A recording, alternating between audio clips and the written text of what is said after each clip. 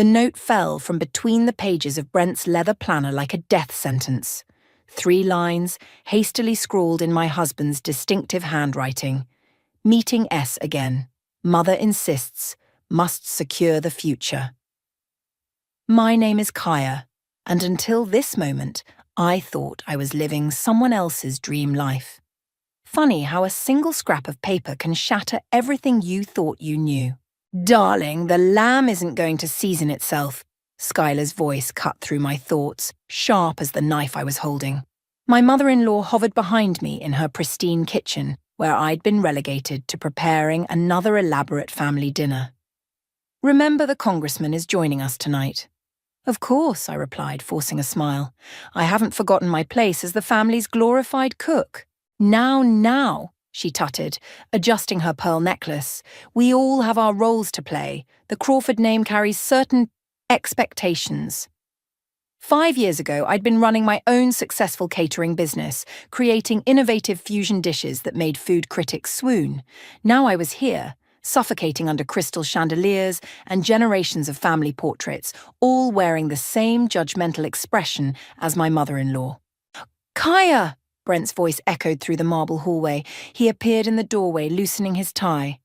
Mother, the congressman called. He's bringing his wife and daughter. Serena's coming? Skylar's face lit up. How wonderful! Kaya, dear, do set an extra place. The way Skylar said Serena's name made my skin crawl. I'd seen her at previous gatherings, tall blonde from the right family. Everything I apparently wasn't. My phone buzzed. Paula. Still on for coffee tomorrow? You sound like you need it. Everything all right? Brent asked, noticing my distraction. I slipped the phone away. Just Paula checking in, and yes, the lamb will be perfect, since that's clearly everyone's concern. Don't start, he warned quietly, glancing at his mother. Not tonight. I watched him retreat to his study, probably to write in that diary he thought I didn't know about. The same diary I'd glimpsed him hiding behind the false panel in his desk drawer last week. The doorbell chimed. Voices filled the foyer, Trevor's booming laugh, Reggie's quieter tones, and the distinguished rumble of the congressman. I plated the appetizers, my hands moving automatically while my mind raced back to that note. Must secure the future. What future? And who was S? Kaya, darling. Serena's voice dripped honey as she glided into the kitchen. Everything smells divine, though have you considered using fresh thyme instead of dried? Mother always says... Serena, why don't you join everyone in the living room? I interrupted, maintaining my smile. I'm sure they're eager to hear about your recent charity gala. She paused, something flickering behind her perfect makeup. Of course, though do let me know if you need any assistance. After she left, I gripped the counter, breathing deeply. The note burned in my pocket like a hot coal. I needed to know what was in that diary. You've outdone yourself, Reggie said later as I served the main course. My brother-in-law was the only Crawford who treated me like a human being. Though you seem distracted tonight. Just tired, I lied, watching Brent lean close to whisper something to Serena. Their shoulders touched. Skylar beamed at them. The lamb is... adequate, Skylar announced to the table, though perhaps a touch overdone for the congressman's taste. I saw my reflection in the polished silver serving tray, composed, smiling, the perfect Crawford wife. But something had changed. The note in my pocket felt like a key, and suddenly I knew with crystal clarity that I needed to unlock whatever truth it was hiding. More wine, anyone? I offered, making my rounds. As I passed Brent's study, I glimpsed the desk drawer through the open door. The diary waited there, holding answers I wasn't sure I was ready for. Later that night, after the guests had gone and Brent had retreated to his study, I stood in the kitchen, methodically washing crystal glasses worth more than my old catering van.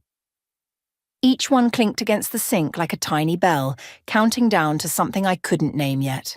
My phone lit up with another message from Paula. Whatever's going on, remember who you are. You're stronger than they think. I dried my hands and touched the note in my pocket. Tomorrow, I decided. Tomorrow I would find that diary. And God help the Crawfords when I did. Because one thing was becoming clear, in this recipe for disaster, I wasn't going to be just another ingredient they could measure and control. I was about to become the chef. You're going to do what? Paula nearly choked on her latte. We were tucked away in our usual corner of the coffee shop, far from any prying Crawford eyes. I'm going to find that diary, I said, keeping my voice low. I need to know what's happening in my own house. And you're sure about this? Paula leaned forward, her reporter's instincts kicking in. Because once you open that door... I found another note this morning. I pulled it from my purse. S confirms arrangement. Mother pleased. God forgive me. Tell me that doesn't sound suspicious. Paula read it twice, her frown deepening.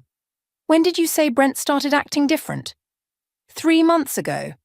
Right after Skylar's speech about securing the Crawford legacy at their anniversary party.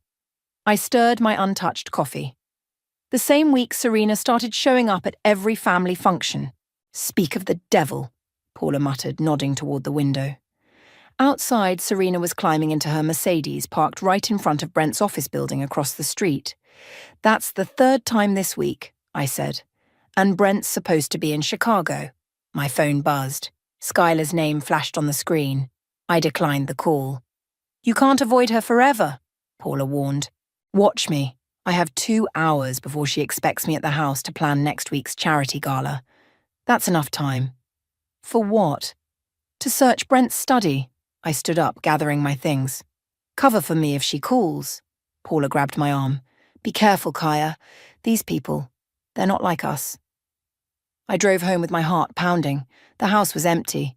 The staff had Thursdays off. Perfect. I headed straight for Brent's study, my heels clicking against the marble floors. The false panel in his desk drawer stuck for a moment before sliding open. There it was. A simple black notebook. My hands shook as I opened it. The first entry was dated 3 months ago. Mother says it's for the best. The Crawford line needs strong blood. Kaya's background. They never approved. Serena understands her role, but how can I do this to my wife? My vision blurred. I flipped forward. S agreed to the arrangement. Mother's lawyer drew up papers. 9 months to produce an heir. Kaya can never know. The diary slipped from my fingers, hitting the desk with a dull thud. A noise from downstairs made me freeze. Kaya, Reggie's voice. You here? I shoved the diary into my bag. In the study, I called, trying to steady my voice. Reggie appeared in the doorway looking concerned. You okay? You're white as a sheet. I'm fine, I lied. Just looking for some charity paperwork. He studied me for a long moment. No, you're not fine, and I think I know why. He closed the door behind him. I've seen the way they look at her, at you, the way Mother orchestrated everything. What are you talking about? Serena, he said simply. The arrangement. I overheard Mother and Father discussing it last month. They think I'm as blind as everyone else.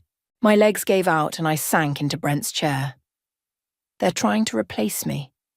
Not just replace you, Reggie said quietly. They're trying to breed you out. A proper Crawford heir, from proper Crawford stock. Mother's been planning it since your wedding. And Brent agreed. My voice cracked. Brent's weak.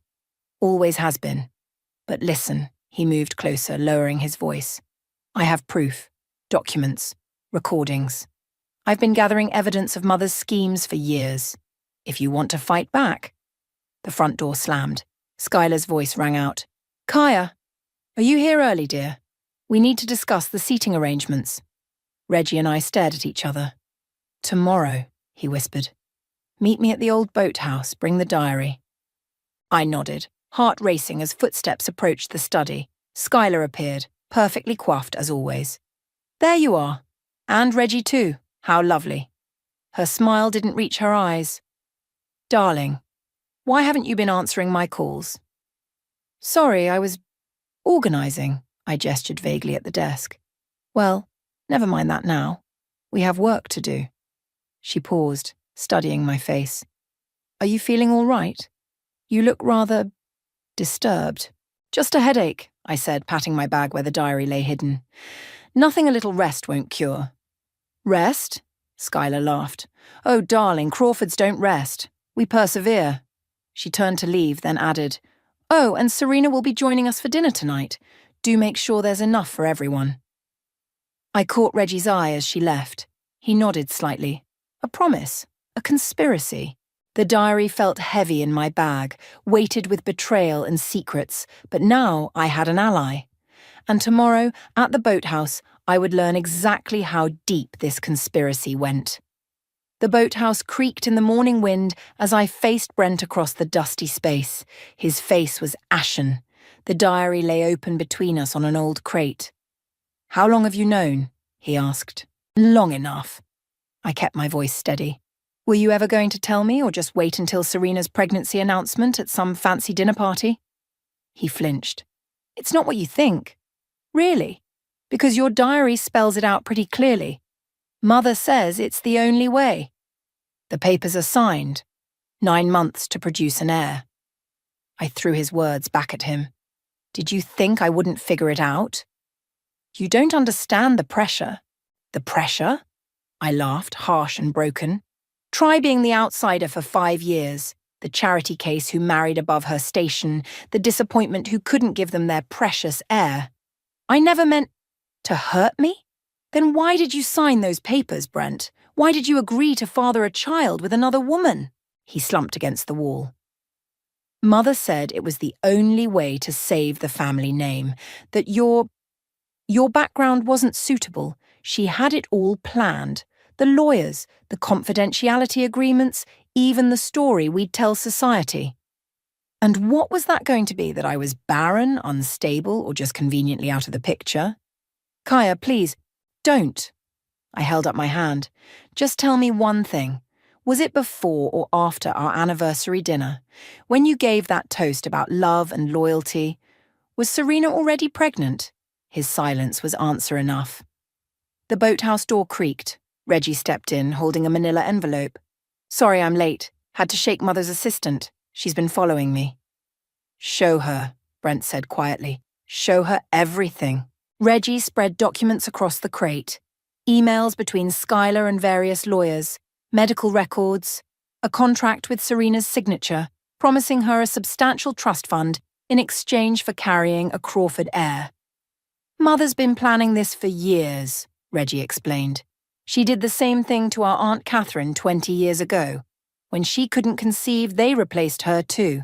It's all about the bloodline. And you knew? I turned to Brent. You knew and you still went along with it? I tried to fight it at first, he whispered. But Mother, she threatened to destroy your catering business, to ruin your family's reputation. She has connections everywhere. So you decided to destroy me instead? A noise outside made us all freeze. Footsteps on the dock. Brent? Darling, are you out here? Skylar's voice carried across the water. Go, Reggie hissed, shoving the documents into my hands. Take the back door. I'll handle Mother. I clutched the evidence to my chest and slipped out the rear entrance. Behind me, I heard Skylar's voice rising in suspicion, Brent's stammered excuses, Reggie's smooth deflection. My phone buzzed as I reached my car. Paula, emergency, come quick, you need to see this. 20 minutes later, I sat in Paula's living room, staring at her laptop screen. She'd pulled up a draft announcement from the Crawford family's PR team, dated for next month. The Crawford family regretfully announces the separation of Brent and Kaya Crawford, citing irreconcilable differences. In this difficult time, the family celebrates the upcoming arrival of a new heir, as Brent and his childhood friend Serena joyfully expect their first child. They're going to blindside you, Paula said softly, make you look like the villain who abandoned her husband in his hour of joy. My hands clenched around the stack of evidence. Not if I blindside them first. What are you thinking? The charity gala, I said, a plan forming. Next week. Everyone who matters will be there. The perfect audience for a different kind of announcement. Kaya, Paula warned, these people are powerful. They could destroy you. They already tried. I stood up, suddenly energized. But they forgot something important. What's that? I'm not just some society wife they can replace. I'm a chef. I smiled, and it felt dangerous. And I know exactly how to serve revenge. My phone lit up with another message. From Skylar this time. Darling, don't forget we're finalising the gala menu tomorrow. Serena has some lovely suggestions. I typed back. Of course. I have some special recipes in mind. It will be a night to remember. Paula raised an eyebrow. What are you going to do? I'm going to give them exactly what they want. A spectacular Crawford family dinner. I patted the evidence in my bag, with a few secret ingredients they won't expect. Outside, storm clouds gathered over the Crawford estate on the hill. Perfect weather for what I was planning, because sometimes the best revenge isn't served cold. It's served in courses, with witnesses, at a table they can't escape from. The first course needs to be perfect, I said, arranging fresh herbs in the Crawford kitchen. It sets the tone for everything that follows. Like a good opening statement, Paula mused, helping me prep.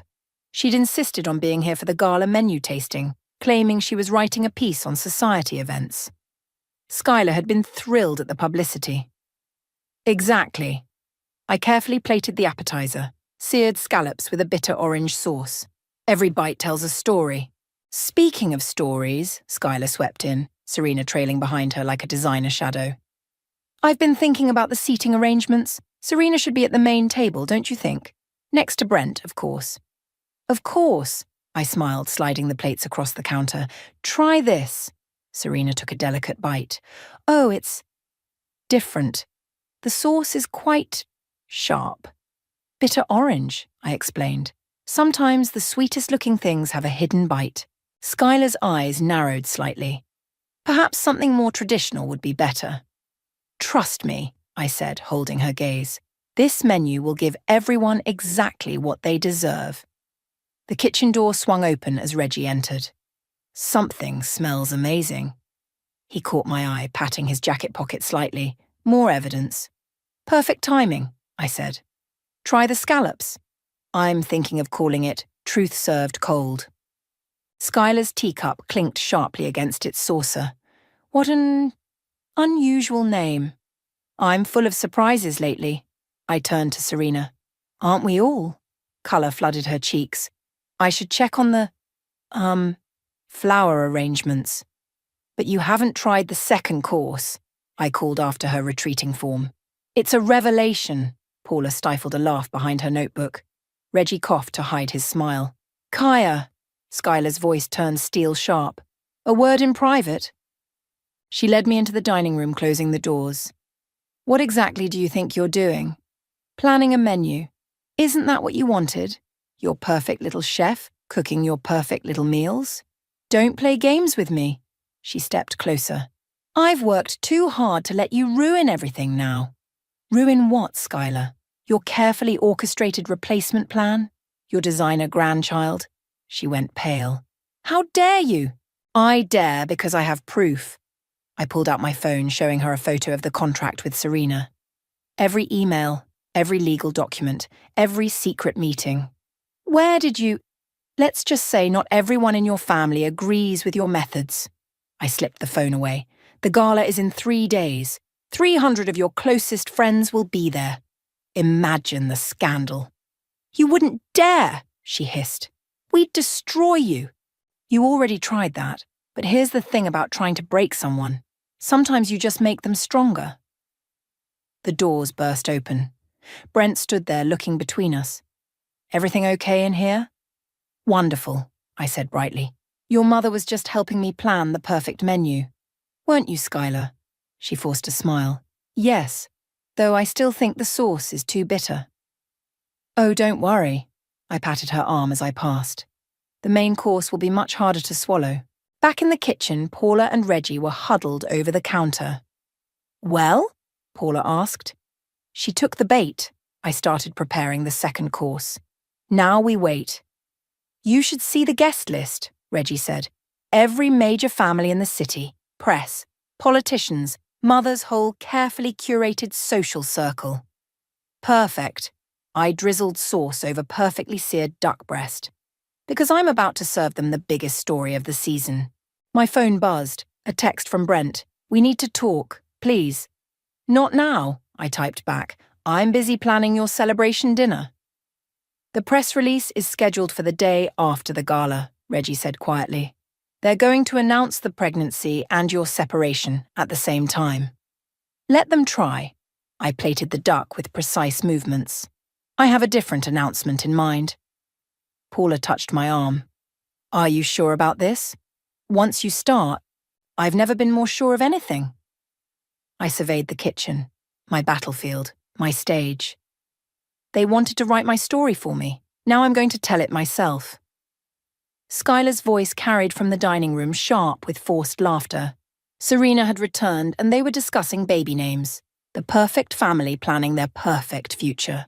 I picked up the next course, duck breast with a blood-red reduction sauce. Time for round 2. Paula, take notes. This is going to be one dinner party they'll never forget. Because in 3 days, I wasn't just serving dinner. I was serving justice, one carefully crafted course at a time. And unlike the Crawfords, I knew exactly how to make sure every bite left a lasting impression. The night of the gala arrived with a crack of thunder. Perfect dramatic timing, I thought. Adjusting the place cards one last time. Each name written in my best calligraphy, each seat strategically placed for maximum impact. The first guests are arriving, Paula announced, slipping into the kitchen. You ready?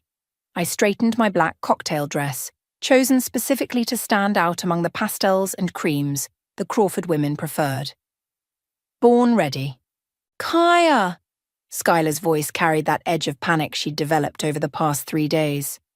Why isn't Serena seated at the main table? Oh, didn't Brent tell you? I smiled sweetly. He requested a special arrangement tonight. For the announcement. Her face paled. What announcement? You'll see. I picked up the first tray of appetizers. Shouldn't you be greeting your guests? The grand dining room filled quickly. 300 of Boston's elite, all dressed in their finest, all eager for another legendary Crawford gathering. If only they knew. Everything's in place, Reggie murmured as I passed him. The envelopes are under their plates, I nodded, watching Serena flutter nervously between groups. She kept touching her still flat stomach, practicing her mother-to-be routine. Brent stood by the bar, downing his second scotch. Kaya, Trevor's commanding voice stopped me. Skylar tells me you've been difficult about the menu. Just trying to give everyone what they deserve, I replied.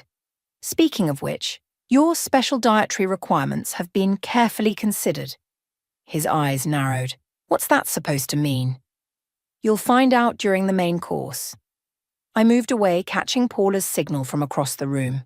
Showtime. The first course went out perfectly.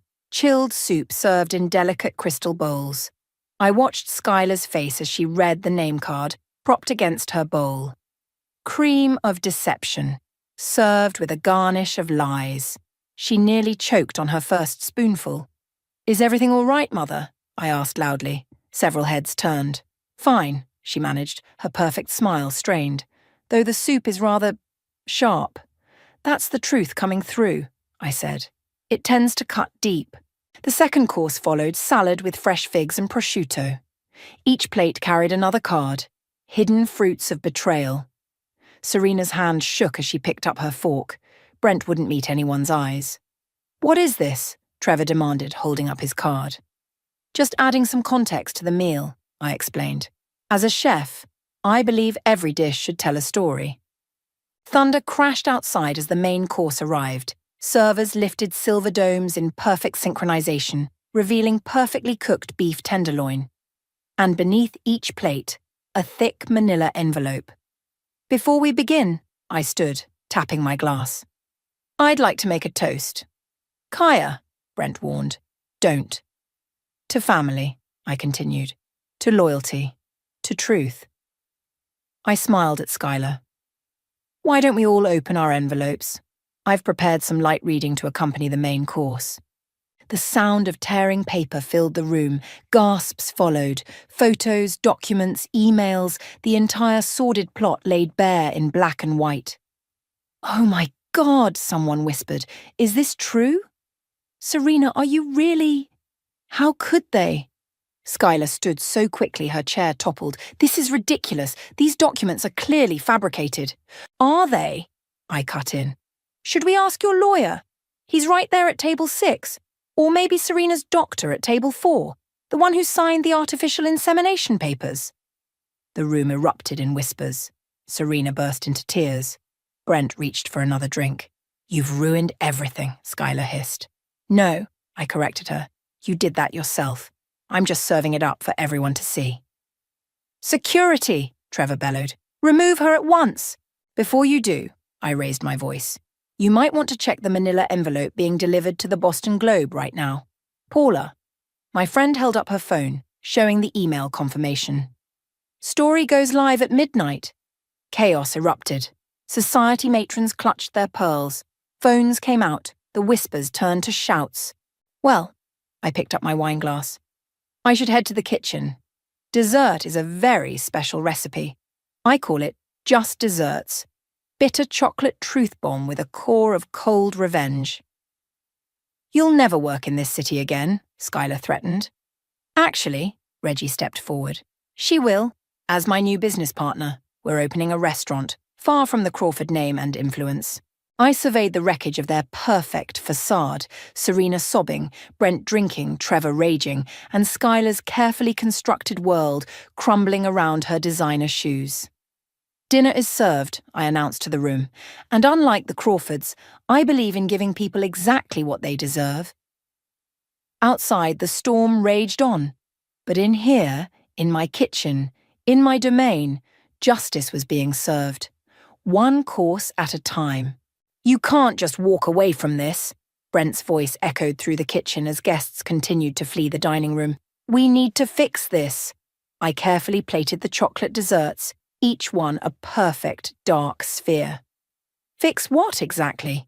The fact that you agreed to father a child with another woman? Or the fact that you got caught? It wasn't like that. Really? I spun around, brandishing a spatula. Then explain the diary entries. Explain the contract. Explain why your mother has been planning my replacement since our wedding day. I was weak, he admitted, slumping against the counter. I should have stood up to them. Yes, you should have. I turned back to my plating, but you didn't. And now everyone knows exactly what kind of man you are. The kitchen doors burst open. Serena stormed in, mascara streaking down her face. This is all your fault. You've ruined everything. I ruined everything, I laughed. That's rich coming from the woman who signed a contract to bear my husband's child for a trust fund. You don't understand, she sobbed. My family's company was failing. Skylar promised to save it if I became their broodmare? I finished coldly. More commotion from the dining room. Paula appeared, looking excited. The story just went live. It's trending already. Chaka Crawford scandal is taking off. Skylar pushed through the doors, Trevor right behind her. You think you've won? She snarled. We'll deny everything. Call it slander. Our lawyers. Your lawyers are currently being interviewed by the FBI, Reggie interrupted, holding up his phone. Apparently, using financial coercion for reproductive fraud is quite illegal. Who knew? Trevor's face turned purple. You helped her? Your own family? This family, Reggie gestured around. This toxic manipulative dynasty. Yeah, I helped take it down. Someone had to. The desserts are ready, I announced, lifting a tray. Shall we serve them to whoever's still out there? It would be a shame to waste them. You're enjoying this, Skylar accused. Actually, I am.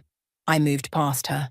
5 years of being treated like your personal chef, your social inferior, your disposable daughter-in-law. Consider this my resignation dinner. The remaining guests, about half the original number, sat in stunned silence as servers distributed the desserts. Each dark chocolate sphere contained a rolled-up copy of Brent's most damning diary entries. Before you eat, I addressed the room, I should explain the dessert. When the hot sauce is poured over the chocolate, it melts to reveal the truth inside. Rather symbolic, don't you think? Stop this, Brent pleaded. We can still salvage. Pour the sauce, I instructed the servers. The chocolate spheres melted dramatically, releasing their hidden contents. More gasps. More phones recording, more reputational damage. You bitch! Skylar lunged forward, but Reggie caught her arm. Careful, Mother. The cameras are watching. Serena suddenly clutched her stomach, swaying. I don't feel well. Morning sickness? I asked sweetly. Or just the taste of karma? She ran from the room, one hand over her mouth. Brent started after her, then stopped, torn between his arranged future and his crumbling present. Choose carefully, I told him. Everyone's watching.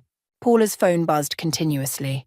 3 major networks want interviews. The Boston Globe article has gone national. You've destroyed us, Trevor growled. No, I corrected him. You destroyed yourselves. I just provided the dinner theatre. The remaining guests began to leave, murmuring and shooting glances over their shoulders. Years of Crawford influence and intimidation dissolved in a single evening. What happens now? Brent asked quietly. Now? I removed my apron. Now I leave. The divorce papers are in your study. Your mother's lawyer drew them up weeks ago for after the pregnancy announcement. Ironic, isn't it? Kaya, please. Save it. I turned to Reggie. Ready to go look at restaurant locations? He grinned. Already have a few picked out, far from Crawford territory. You can't just leave. Skylar grabbed my arm. We're family. I pulled free. No, Skylar. We were never family. I was just an ingredient you thought you could substitute when something better came along.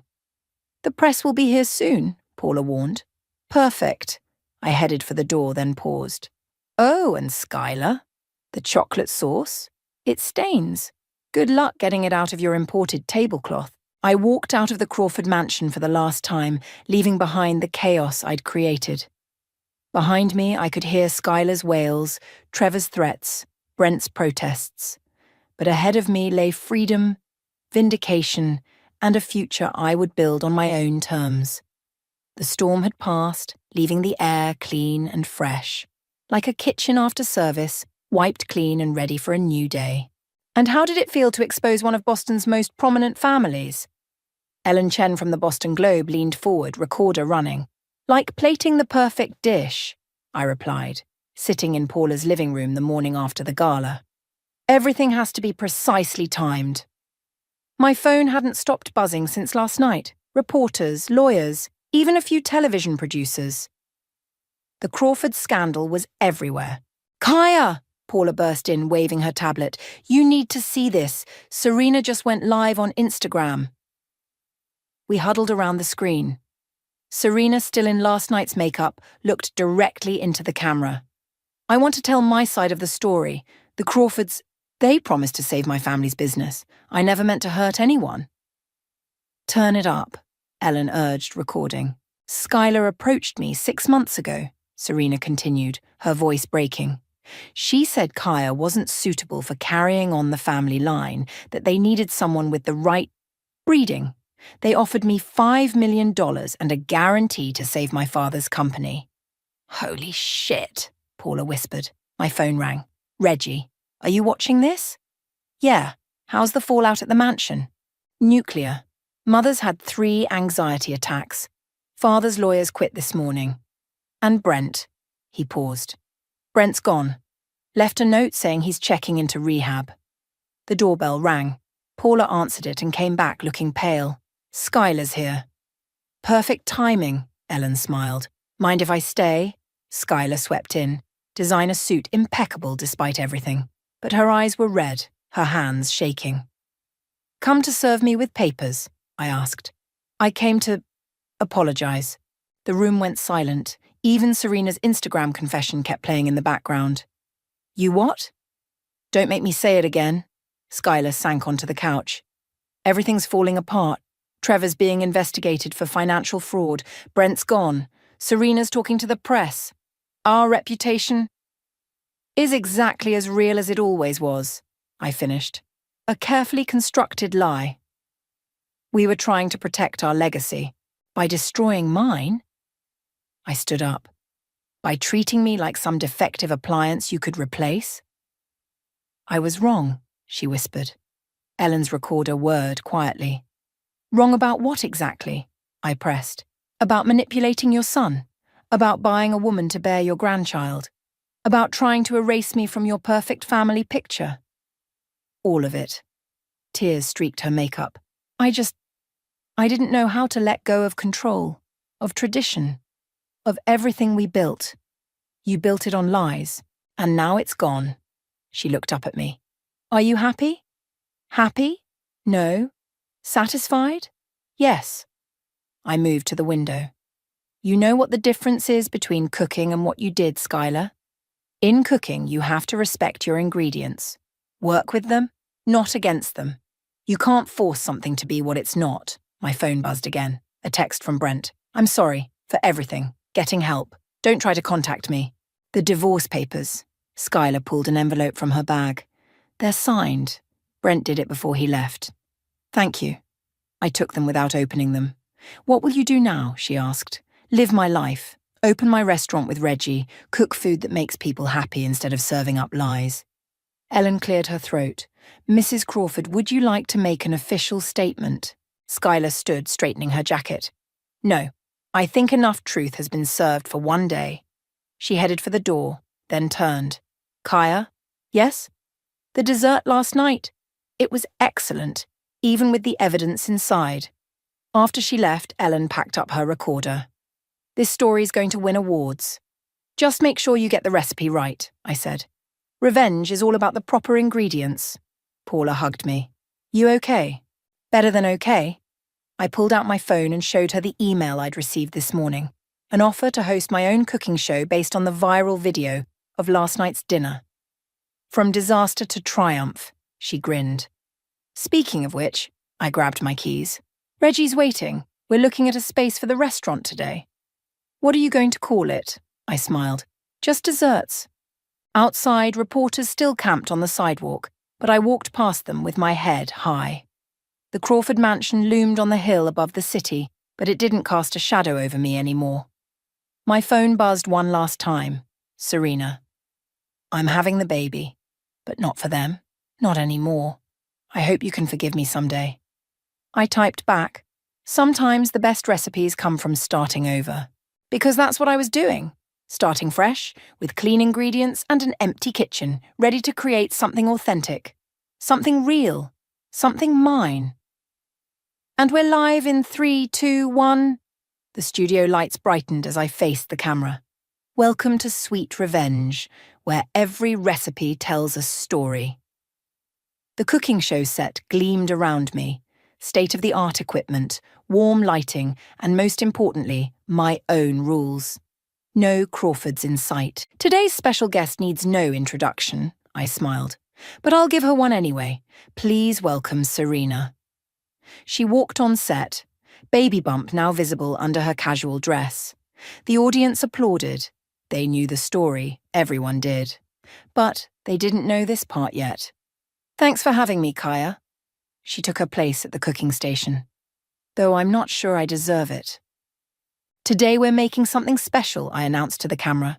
A dish about forgiveness, fresh starts, and unlikely friendships. We're calling it Redemption Soufflé. Between takes, Serena whispered, Have you heard from them? Skylar sent another apology letter to the restaurant. I measured ingredients precisely. Trevor's facing indictment. Brent's still in rehab, but he's doing better. And Reggie? Running the business side of Just Desserts like a pro. The waiting list is 3 months long. The studio audience watched as we worked together, creating something delicate and complex. They didn't know that off-camera, Serena had become a regular at my restaurant, that we'd found common ground in our shared experience of Crawford manipulation. The trick with a soufflé, I explained to the viewers, is knowing when to let go. You can't force it, can't control it. You have to trust the process. Like life, Serena added softly. My phone lit up on the counter, Paula sending a photo from tonight's fully booked service at Just Desserts. The restaurant had become a symbol of rising above adversity, each dish named after a chapter in my story. The baby's due next month, Serena said during another break. I'm naming her Hope. Not a Crawford then? No. She'll have my name, my story. She touched her belly. A fresh recipe? The soufflé rose perfectly in the oven, golden and light. As we plated it, the studio door opened quietly. Reggie slipped in, giving me a thumbs up. Another investor meeting successful. The restaurant empire was growing, built on authenticity instead of appearances. Before we taste this, I addressed the camera, I want to share something. Revenge might be sweet, but redemption is sweeter. Sometimes the people you thought were your enemies become your allies, and sometimes the family you choose is better than the family you're given, Serena finished. The soufflé deflated slightly as we cut into it, but that was okay. Some things are more beautiful for being imperfect. After the show, in my office above Just Desserts, I opened a letter that had arrived that morning. Brent's handwriting. The rehab program is teaching me about accountability. I'm learning to cook. Actually cook, not just order others around. It helps me understand what you tried to tell me about respect and authenticity. I hope someday. I folded the letter and tucked it away. Through the window, I could see the Crawford mansion on the hill, lights dim now. The dynasty had crumbled, but something new had grown from its ruins. Ready for service? Reggie appeared in the doorway. Always. I tied on my apron, not a prison anymore, but a symbol of power. The restaurant hummed below us, full of people drawn not by the scandal but by the food, the atmosphere, the truth we served with every dish. Paula sat at her usual table, working on her book about the whole affair. Serena had a standing reservation for 2, planning for future meals with her daughter. Table 12 wants to meet the chef, Reggie grinned. They're food critics from Paris. Tell them I'll be right down. I checked my reflection. No more meet Crawford wife, just a chef in her element. But first, I need to start tomorrow's special. What are we calling it? I smiled, thinking of Skylar's crumbled empire, of Serena's courage, of Brent's attempts at redemption, of my own journey from kitchen prisoner to culinary queen. Let's call it the last course, I decided, because every good meal needs a memorable ending. The kitchen beckoned, gleaming and ready. My kitchen, my rules, my story. And unlike the carefully controlled dishes I'd once served at Crawford family dinners, this one was seasoned with something they'd never understood. Freedom. I headed downstairs to greet my guests, leaving the Crawford mansion in the shadows where it belonged.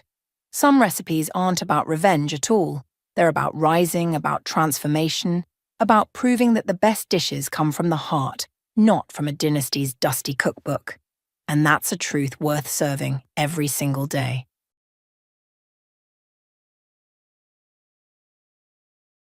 My name's Alex, and I guess you could say I was born with a silver spoon in my mouth, but that spoon might as well have been a shovel, digging me deeper into a life I never asked for. My twin sister Emma and we grew up in a mansion with more rooms than reasons to laugh. Dad co-owned a tech company that was the talk of the town, and Mom, well, she ran the household like a tight ship, her only job making sure Emma and I lived up to the family name. From the get-go, it was clear Emma was the star. Straight A's, head of her debate team, and a whiz at chess. Me? I could barely keep up with the multiplication tables. But that didn't stop Dad from pitting us against each other, like some twisted version of Survivor where the loser got grounded from life's little comforts. Dad, why can't I just quit math club? I hate it, I'd moan, dragging my feet through our marble-floored hallway. Quit? Winners don't quit, Alex. You think life's gonna hand you everything on a silver platter? Dad would scoff, never looking up from his evening paper. But Emma's better at it. I want to try music, I'd protest, hoping for a sliver of support. Music? That's a hobby, Alex. It won't pay your bills or keep this roof over your head, he'd snap back, his voice echoing off the high ceilings, dismissing my dreams like crumbs from the dinner table. Emma, bless her, she tried to be the peacemaker, but even she couldn't bridge the gap widening between us. Alex, just play their game for now. We'll figure it out, she'd whisper, her eyes scanning the room for eavesdropping ears. But playing the game meant endless tutors, extra classes, and competitions where my only trophy was the title of the other twin. My parents had our lives mapped out, Princeton for college, then a cushy spot at Dad's company. A perfect plan for the perfect daughter. Only problem? I wasn't her. One evening, the whole charade came crashing down at the dinner table. Dad was going on about Emma's latest achievement, some national science fair, while I poked at my food, wishing I was anywhere but there. "Alex, why can't you be more like your sister? Look at her, making us proud," Mom chimed in, her voice sharp enough to cut through the tension. I slammed my fork down, my patience finally snapping. "Maybe, 'cause I don't want to be her. I'm sick of math and science and all this crap. I want music, not this." The room went silent. Dad's face turned a shade I'd never seen before. He stood, his chair scraping against the floor like a warning bell. "You think you have a say in this? You'll do as you're told, or you can find yourself another family who'll put up with this nonsense," he bellowed, his voice booming. Tears stung my eyes, but I refused to let them fall. Emma looked at me, her face a mix of sympathy and fear, a silent plea to just back down. But I couldn't. Not anymore. My house felt more like a battleground than a home, thanks to Dad's philosophy: competition breeds success. He wasn't just talking about business, no, he made sure Emma and I lived it. Every grade, every award was another round in the ring, and more often than not, I was on the losing end. One morning, I remember walking down to breakfast, the smell of pancakes filling the air. It should have been a good start to any day, but not in our house. Not when report cards had come in the day before. "Look at this," Dad said, waving Emma's report card in the air like he'd won the lottery. "Straight A's. Emma, you're setting the bar high." Emma, sitting prim and proper, just nodded, a small smile on her face. She was the good daughter, after all. "And then we have Alex," Dad continued, his tone dropping as he tossed my report card on the table. A couple of B's and C's stared back at me, mocking me. I grabbed a piece of toast, not hungry but needing to do something with my hands. "Yeah, so? It's not like I failed." Dad's eyes narrowed. "Not failed? Alex, in this family, it's A's or nothing. You know the rules." The rules. More like Dad's law. Emma got the new clothes, the special treatment, and there I was, wearing the same jeans I had for the past year, the fabric thinning but not as much as my patience. "I don't get it, Dad.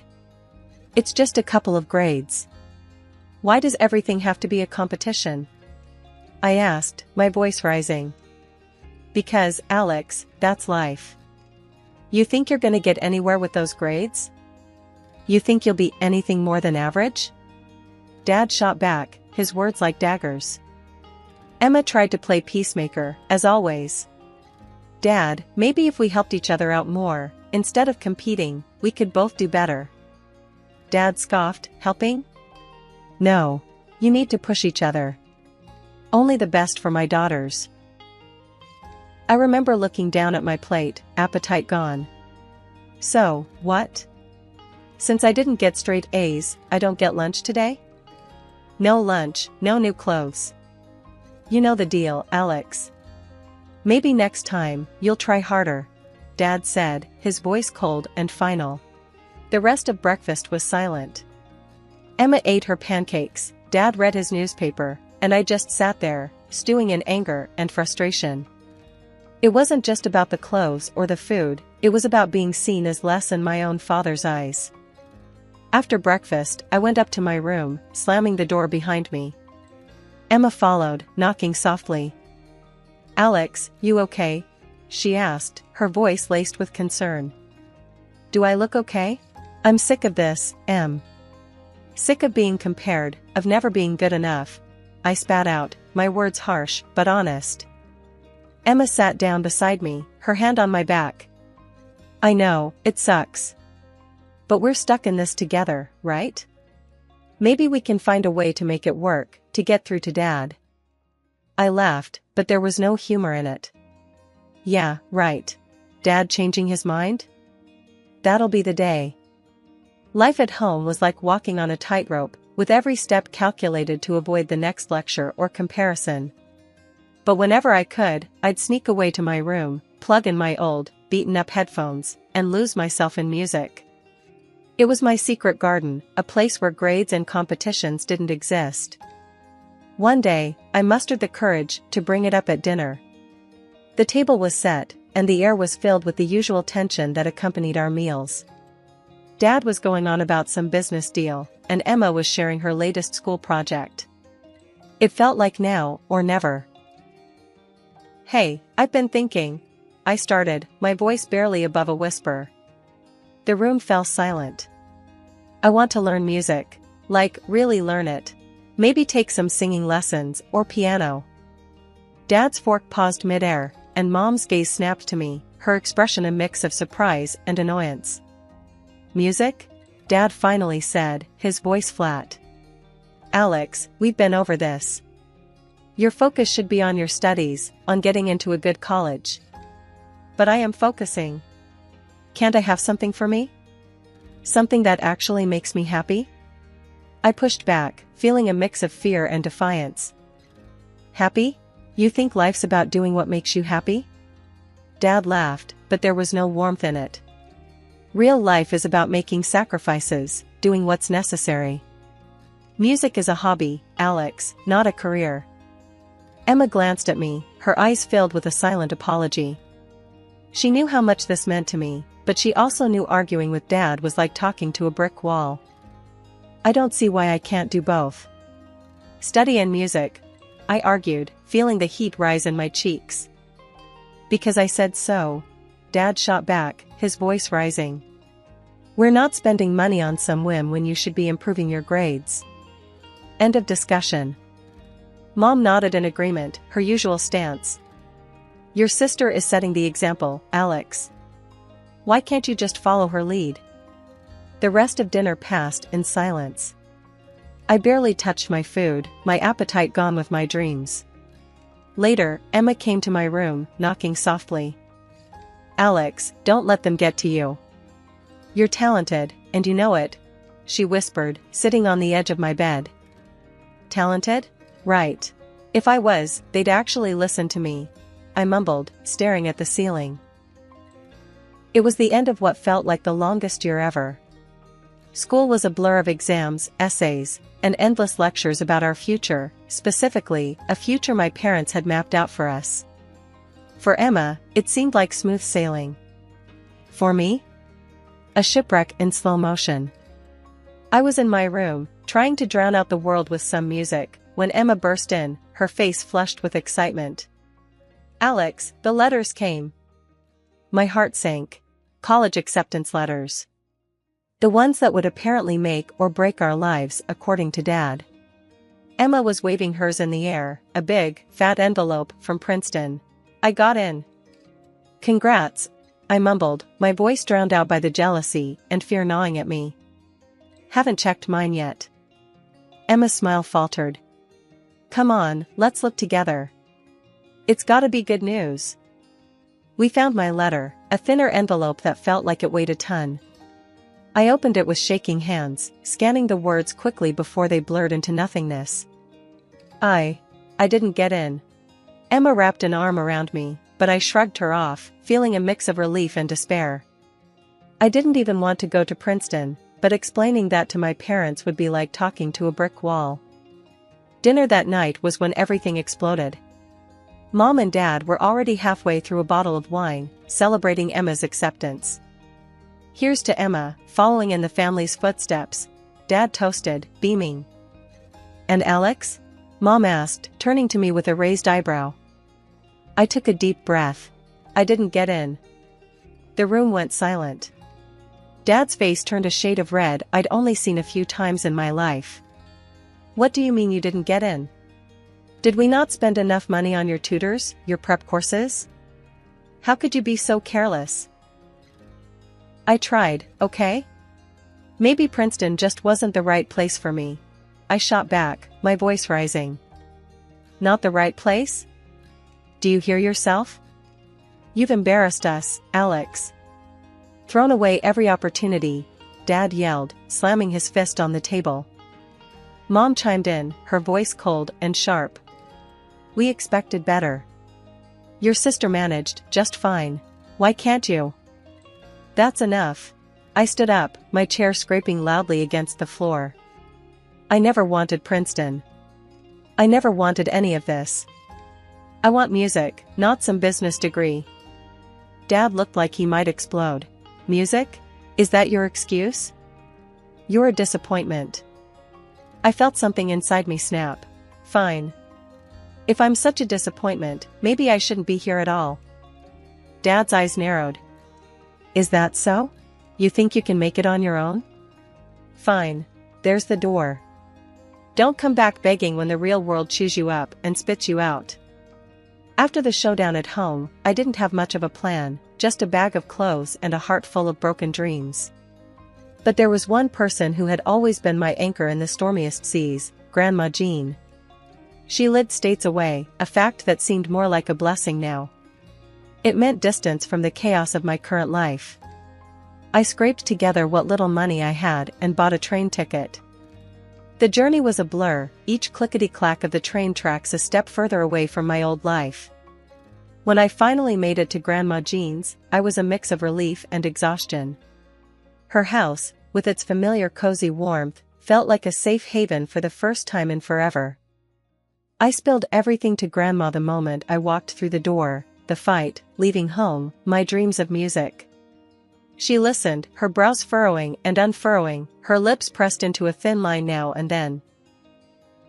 "Alex, you've always been the brave one," she said, her voice soft but firm. "Staying true to yourself in a world that wants to change you, that takes guts. But what do I do now, Grandma? I feel like I've just jumped off a cliff without knowing if there's water below," I confessed, feeling the weight of my choices. Grandma Jean chuckled, the sound warm and comforting. "Well, you swim, darling. You swim hard. And about this music dream of yours, you said you applied to a music institute?" I nodded, a flicker of hope igniting in my chest. "Yeah, in secret. I even got an audition date set before everything blew up." Grandma's smile then was like the sun breaking through clouds. "Then that's what we'll do. We'll go to that audition, and you'll show them just how bright you can shine." The idea was terrifying and exhilarating all at once. But I barely know the first thing about auditioning. What if I mess it up? "Then you'll learn, and we'll try again." "But something tells me you won't need to," she said, her confidence in me a stark contrast to the doubts swirling inside my head.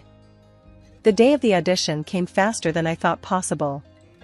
Grandma Jean and I went to the institute together, her hand on my back, a steady presence.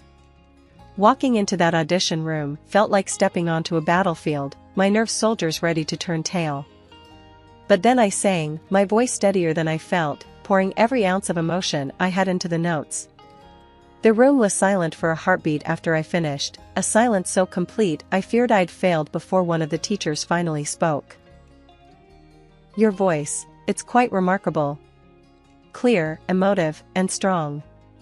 You've got a raw talent that's hard to come by," one of them said, and just like that, the weight lifted. I had done it. I was in. As we walked out of the institute, Grandma Jean's arm around my shoulders, I felt lighter than I had in years. "You did it, Alex.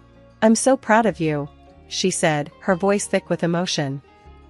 The buzz of the first few weeks at the Music Institute was something else. Every day felt like I was walking on air, surrounded by music, by dreams like mine but unique in their melody. Grandma Jean was my rock, making sure I didn't float away into the clouds of my newfound world. One evening, as I was noodling around on the piano in the common room, trying to get a feel for a tune that had been stuck in my head, a couple of guys walked in. They looked about my age, carrying guitars and a sense of purpose. "Hey, that's pretty good. You got a name?" one of them, a tall guy with a mop of curly hair, asked. "Alex," I replied, a bit taken aback by the sudden company. "I'm Luke, and this is Mark. We're trying to put together a band, and we need someone who can handle the keys. You interested?" "Me? In a band?" The idea seemed as far-fetched as flying to the moon. "I don't know. I've never really played with others before." Luke grinned. "Perfect. Neither have we. It'll be a grand adventure." Grandma Jean thought it was a fantastic idea. You need to mingle, make friends, and what better way than through the universal language of music? So, I joined Luke and Mark, and we started jamming together, finding our sound in the clash and harmony of our instruments. It was raw, exhilarating, and utterly terrifying all at once. One day, after a particularly good session, Mark, ever the dreamer, said, "We should record some of this stuff. Put it out there, see what happens." Out there, as in the internet? I asked, skeptical. Do you think anyone would even listen? Luke's confidence was infectious. Why not? We've got something good going here. Let's share it. So, we did. We recorded a couple of songs, rough around the edges, but full of heart, and uploaded them online. I didn't expect much, why would I? But then, something crazy happened. People listened. Not just a few, but thousands. Then tens of thousands. The comments poured in, everything from "this is amazing" to "who's the girl on the keys? Her voice is incredible." I couldn't believe it. We had struck a chord, and suddenly, our little band wasn't so little anymore. Local gigs started coming in, each venue bigger than the last.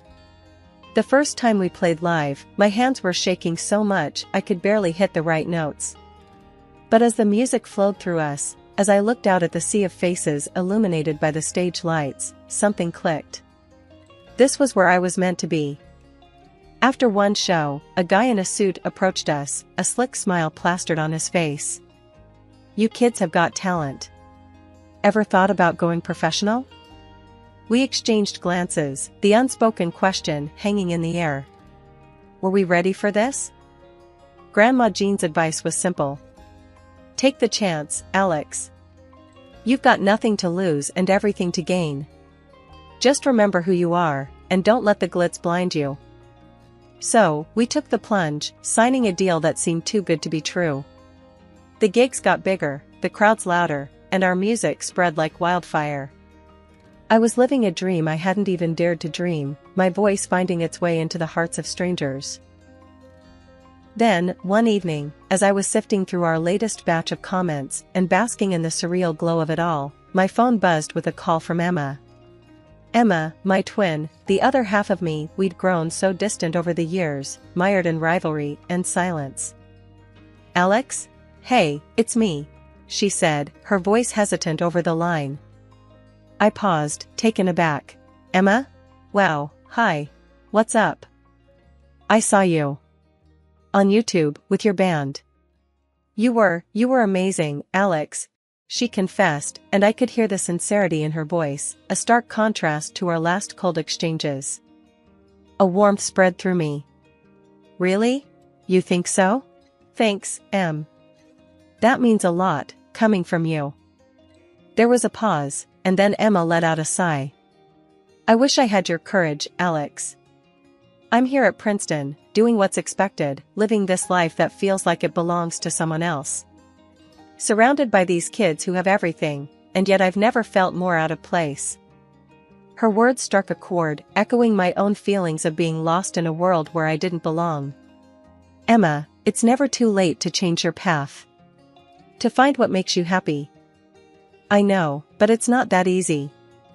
Mom and Dad, they found out about your singing. They're furious, saying you're ruining the family's reputation," she continued, her voice laced with worry. I laughed, but there was no joy in it. "Let them talk. I'm done living for them, Em. This is my life, and I'm going to live it on my terms." As we ended the call, a mix of emotions swirled within me. Pride, for the path I'd chosen. Sadness, for the distance still between us. And determination, to bridge that gap, to rebuild the connection with my sister, not as rivals, but as allies in seeking our own truths, our own happiness.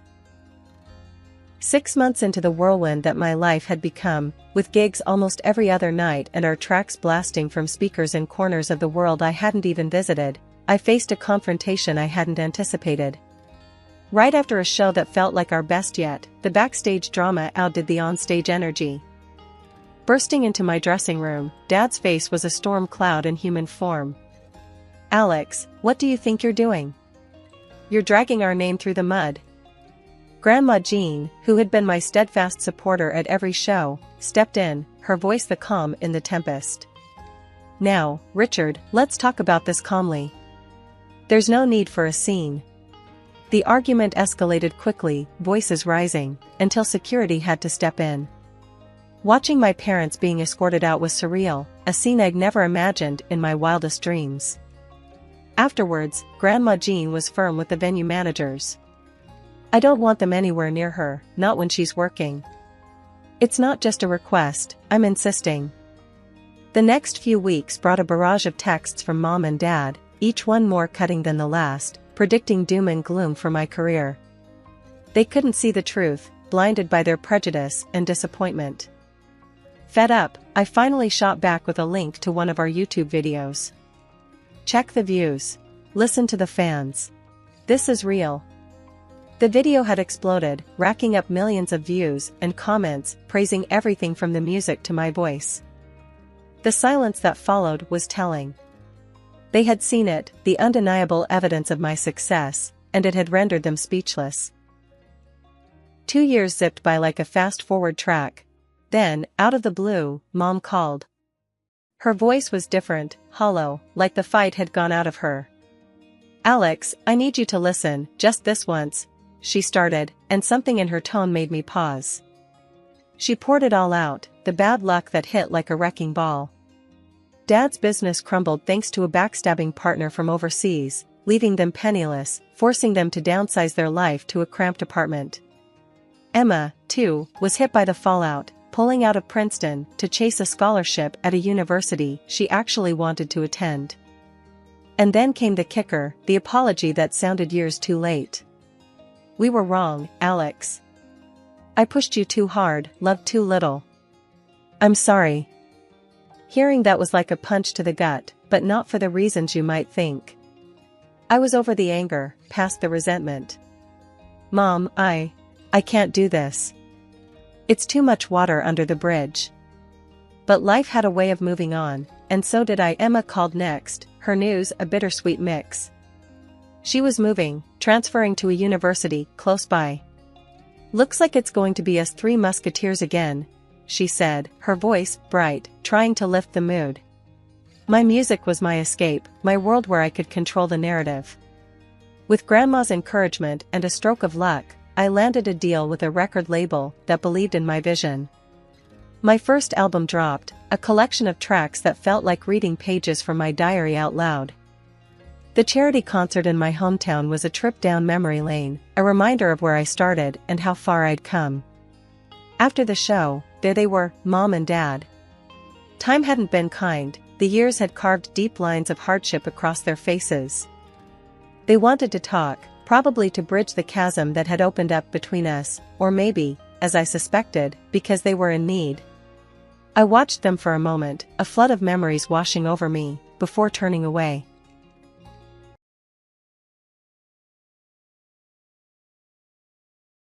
My name's Chloe. I'm 29, a lawyer, not the kind you see on TV, but the real deal.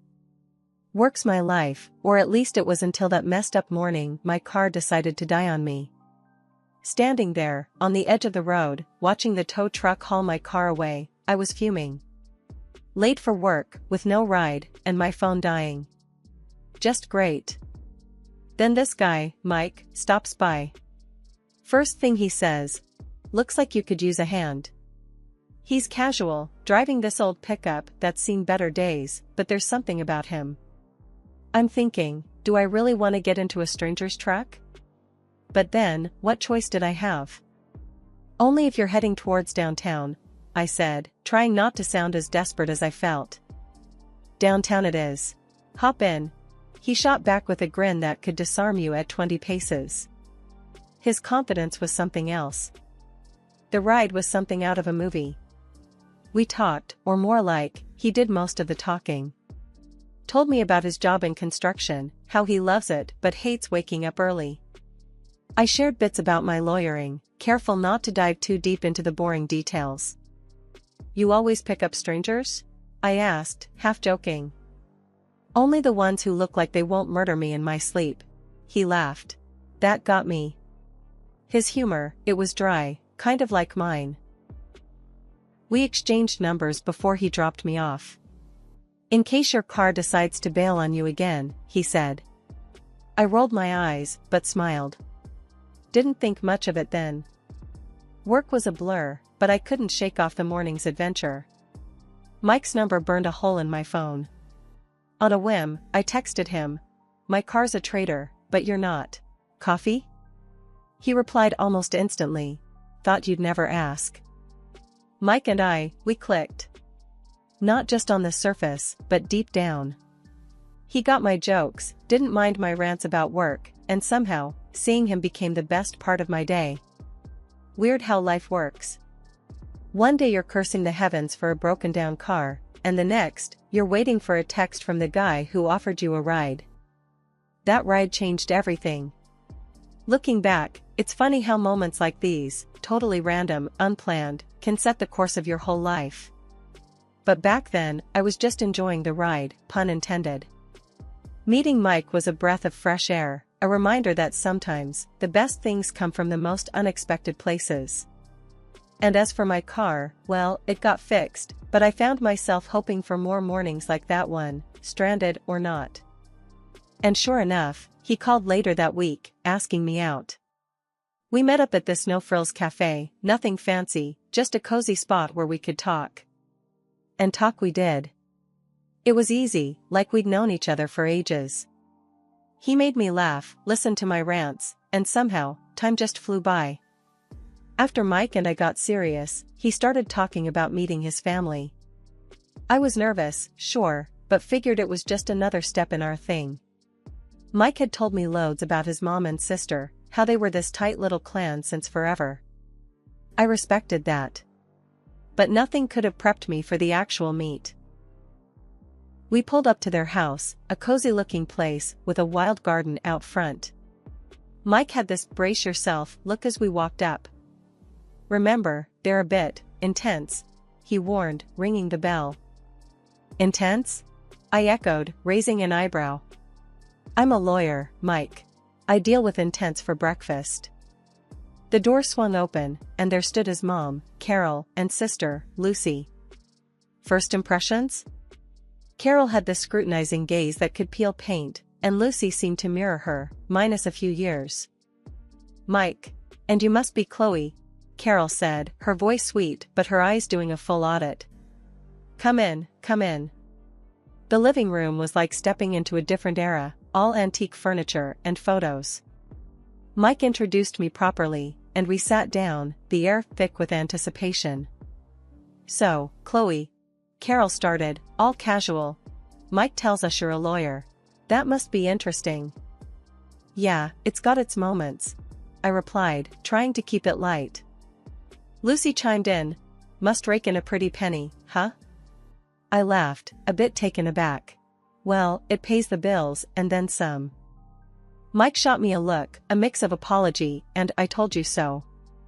The conversation steered into downright nosy territory real quick. Carol leaned in. But exactly how much are we talking? You know, just out of curiosity. Ah, trade secret, I quipped, hoping my smile hid my discomfort. Mike tried to change the subject, bless him, but the two were like bloodhounds on a scent. After dinner, which was an interrogation disguised as a meal, I heard them in the living room, speculating about my salary based on the brands I wore and the car I drove. Mike found me in the kitchen, refilling my glass. Hey, they're just protective. Don't mind them. Protective? I muttered, swirling my drink. Feels more like an inquisition. We tried to make the best of the rest of the evening, but it was clear there was a gap between us and them. As we left, Carol's too sweet goodbye and Lucy's smug wave felt like a challenge. On the drive back, Mike kept apologizing. They can be a bit much. I'm sorry, Chloe. It's fine, I said, though it wasn't, really. Just wasn't expecting the Spanish Inquisition. Mike laughed, that easy sound I'd fallen for. No one expects the Spanish Inquisition. It was our first real test, meeting his family. I thought back to my own, no-nonsense folks who valued privacy and respect. Mike's family was another world, one where boundaries seemed optional and every detail of your life was up for debate. But I liked Mike a lot. Enough to weather a bit of family drama. Still, as we headed home, I couldn't shake the feeling that this was just the beginning. Little did I know how right I was. Marrying Mike was like a whirlwind. Everything happened so fast, from the proposal to planning the wedding. I thought maybe, just maybe, tying the knot would smooth things over with his mom, Carol, and his sister, Lucy. Spoiler alert, I was wrong. Our wedding day was a blur of flowers, vows, and a small sea of faces. Despite the rush, I caught Carol and Lucy throwing looks that could curdle milk. I brushed it off, focusing on Mike and the new chapter we were starting. At the reception, Carol cornered me. "Chloe, dear, this is quite the event. You must have spent a fortune." I forced a smile. "It's a special day. We wanted it to be memorable." Lucy piped up from behind her mom. "Yeah, memorable and expensive. Hope Mike knows what he's signed up for." I bit back a sharper retort. "We're both happy. That's what matters." The tension didn't end with the wedding. If anything, it ramped up. Carol and Lucy started dropping by our place unannounced, each visit an exercise in patience. They critiqued everything from my cooking to how I decorated our apartment. One evening, they outdid themselves. Carol, gloved hand and all, dragged her finger across the top of our bookshelf and sked at the dust she found. "Really, Chloe, cleanliness is next to godliness," she said, smirking. Lucy was quick to join in. "Yeah, and I guess we're living among mortals here." I clenched my jaw, counting to 10 in my head. Well, I didn't realize we were hosting royalty. My mistake.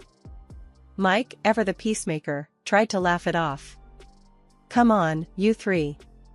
Let's not start World War III over a little dust." But the visits grew more frequent and their comments more cutting. I started dreading the sound of the doorbell. Each time they left, I felt more like an intruder in my own home. I finally broke down and told Mike how I was feeling. "Your mom and sister, they're making my life hell.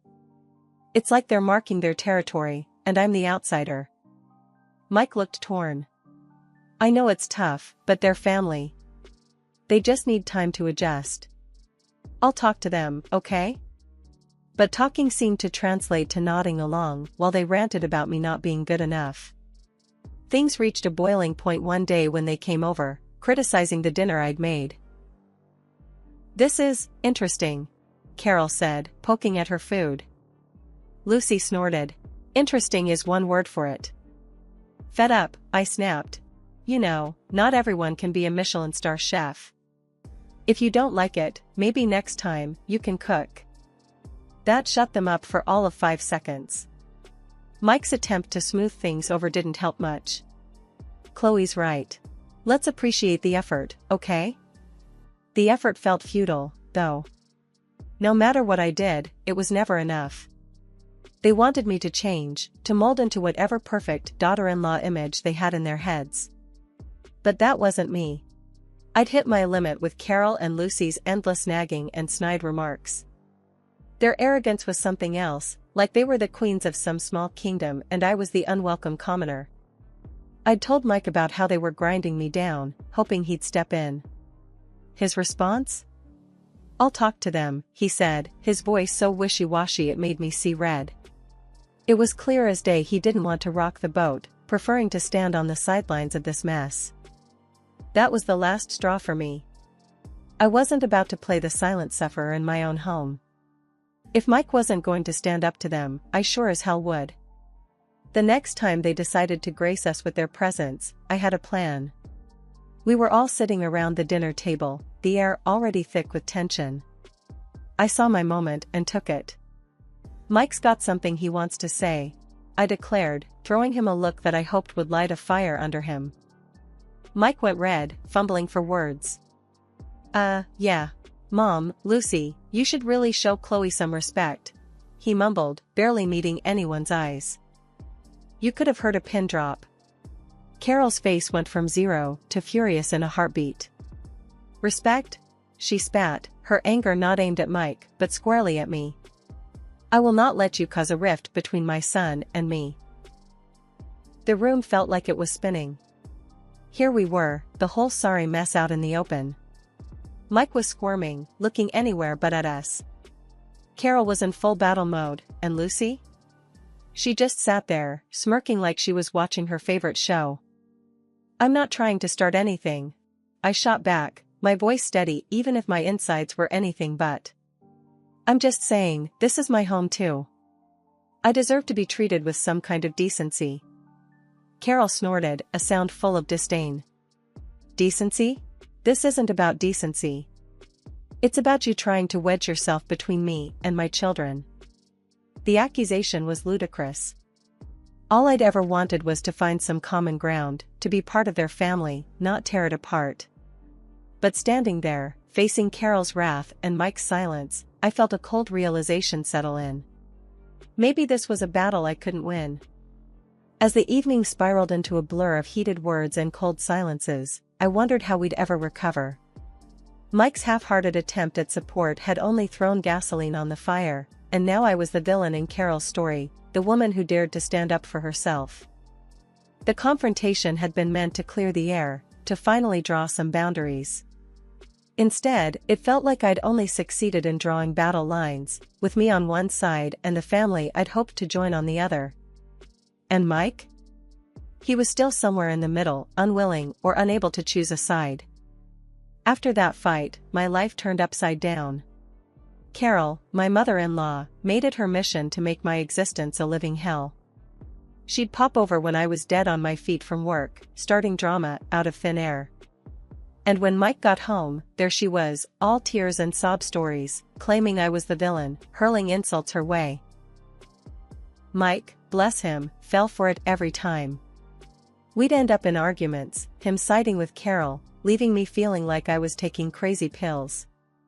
It was like I was the outsider in my own marriage, speaking a language no one else understood. But it didn't stop there. A friend of mine let slip that Lucy was out there, telling anyone who'd listen that I was dirty in my work, hinting I was pocketing client money without paying taxes. That was the last straw. I'm no saint, but I don't mess around with my profession. I called Lucy, my words sharp as knives. You know, spreading lies about someone's work is called slander. And that can get you sued. Lucy's bravado crumbled real quick over the phone. I'll stop. I didn't mean anything by it, she stammered, the fear in her voice clear as day. But the damage was done. She went crying to Mike, playing the victim, and before I knew it, I was getting an earful. Why are you bullying Lucy? Can't you see she's scared of you? Mike's anger was a red flag, signaling deeper issues in our marriage. Every day, I felt more like an outsider, a stranger in a world where Carol and Lucy reigned supreme, and Mike was their loyal subject. The more I saw it, the more I realized, I was the odd one out, always going to be second to his mother and sister. The battles at home were one thing, but Lucy trying to tarnish my professional reputation? That was a low blow, even for them. I started to wonder if Mike would ever really have my back, or if I was doomed to be the villain in their twisted family drama. The phone call from Carol had been as pleasant as nails on a chalkboard. Lucy's tying the knot. We're celebrating at Le Grande Plateau this Friday. You're coming, she stated, her voice broking no argument. My heart sank. The last thing I wanted was to spend an evening in the lion's den, but Mike was all about mending fences. It could be good for us, a fresh start, he argued with that eternal optimism of his. Reluctantly, I agreed. Le Grande Plateau was the kind of place where the prices on the menu made you do a double take, wondering if you'd accidentally wandered into a car dealership instead. Carol, Lucy, the groom-to-be, and his parents were already seated, attacking a seafood platter like it was their last meal. No sooner had we taken our seats than Carol dropped the bomb. Chloe, darling, we thought it'd be lovely if you covered tonight's feast. A small gesture to cement your place in our family, she announced, loud enough for neighboring tables to overhear. I nearly spat out my drink. You're joking, right? You expect me to foot the bill for this extravaganza? The table fell eerily silent, all eyes on me. Lucy, never one to miss a beat, added, "Oh, come on, don't be such a tightwad, Chloe. It's not every day your sister-in-law gets engaged." I felt like I was in the Twilight Zone. Look, I came here to show support, not to bankroll Lucy's engagement party. This is beyond ridiculous. Carol's expression hardened. I specifically chose this venue with the expectation you'd contribute. It's about showing respect, Chloe. My gaze flickered to Mike, desperate for him to say something, anything, in my defense. His response floored me. She's right, Chloe. Just pay. We don't need more drama. You'll pay, otherwise we'll get divorced. I was flabbergasted. So, it's pay up or get out? Is that my choice? Are you seriously siding with them on this? Carol's smirk told me everything I needed to know. She thought she had won. But something inside me refused to let that happen. You want a divorce over this? Fine. Let's do it. I'm not your puppet. You could have heard a pin drop. The shock on their faces was a bittersweet victory. I stood, my chair scraping loudly against the tile. I've had enough. Enough of the manipulation, the insults, and this sham of a marriage. As I stormed out, their bitter words followed me, but they bounced off me like I was made of steel. I was done. Done playing the villain in their messed up family drama. Driving away, a torrent of emotions overwhelmed me. Fear, relief, anger, but above all, a sense of liberation. I'd finally stood up for myself, drawn a line in the sand. After the restaurant showdown, I went back to what used to be our place, now just a space filled with memories I couldn't wait to leave behind. Packing was a blur, each item a reminder of a life that felt like someone else's story. Once everything was boxed up, I filed for divorce. No dramatic confrontations, just a quiet end to a chapter one was ready to close for good. Word got around quickly, not just about the divorce, but about the fallout from that disastrous dinner. Turns out, Carol had tried to pull the same stunt with the groom's parents, insisting they cover the extravagant bill. That backfired spectacularly. The groom, fed up with the family's antics, called off the engagement with Lucy. You'd think that'd give them a moment's pause, a second of self-reflection, but no. Instead, Carol and Lucy pinned the blame squarely on me. According to the rumor mill, I was the villain of the piece, a greedy, heartless woman who'd torn their family apart. It would have been laughable if it wasn't so pathetic. The aftermath of that explosive dinner wasn't pretty. Word got around fast, too fast. My phone was buzzing nonstop, texts and calls pouring in from friends and, unfortunately, acquaintances who'd heard some version of the night's events. The rumors were wild, painting me as everything from a heartless villain to a downtrodden victim. I ignored most of them, but it was one call that I couldn't just swipe away, my mom. "Chloe, honey, what's this mess I'm hearing about you and Mike? And something about a restaurant blow up?" Her voice was a mix of concern and confusion.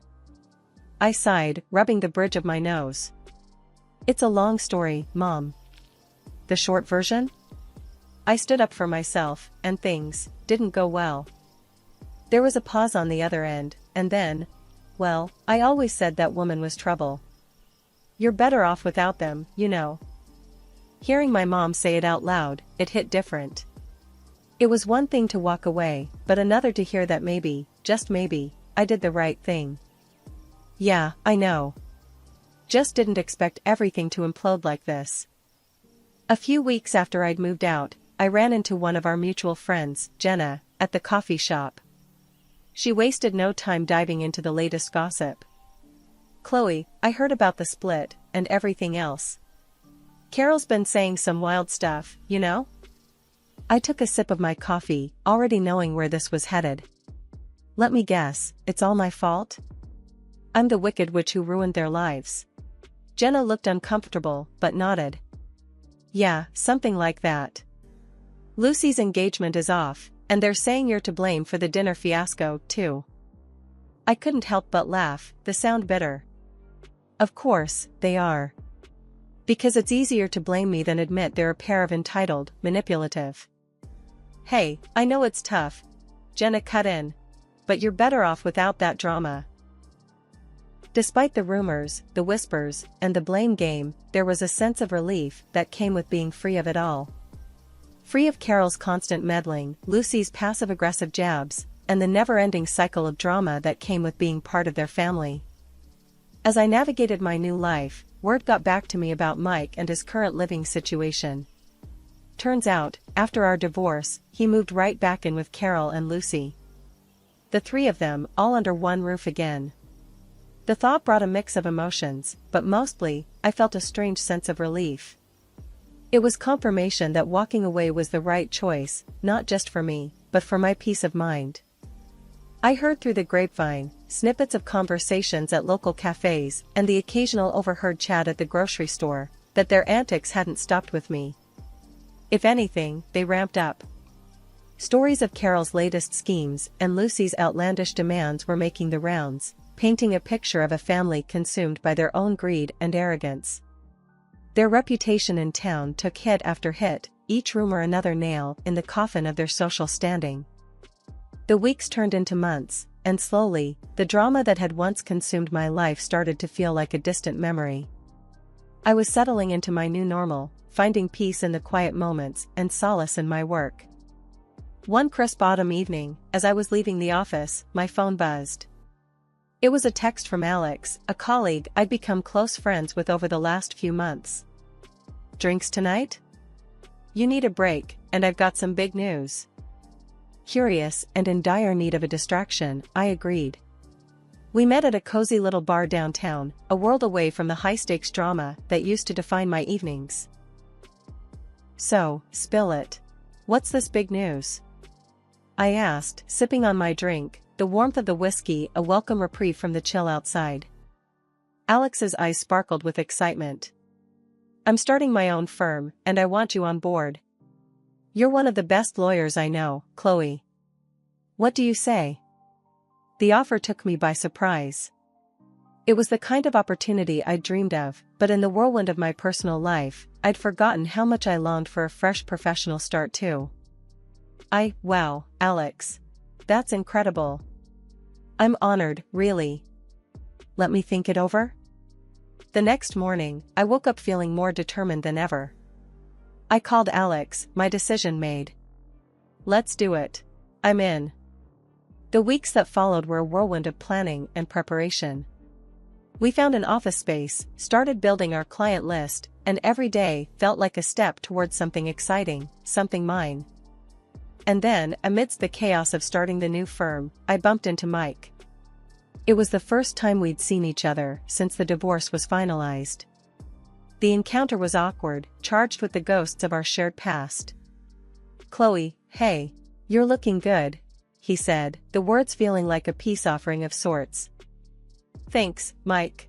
You too. How's everything? We're getting by. Mom and Lucy, they're still them, you know? I nodded, no longer feeling the sting of their names. I'm sure they are. Listen, Mike, I wish you all the best, really. As I walked away, I realized that this was what moving on felt like. It wasn't forgetting the past but learning from it, not dwelling on the hurt but focusing on the growth that came from it.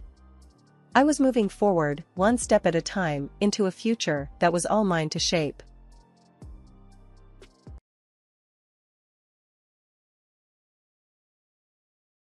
The day I turned 4 was the day I became invisible. Not in a cool, superhero kind of way, but in a my parents literally forget I exist kind of way. That's because my brother, Michael, came into the world, and suddenly, I might as well have been a piece of furniture for all the attention I got.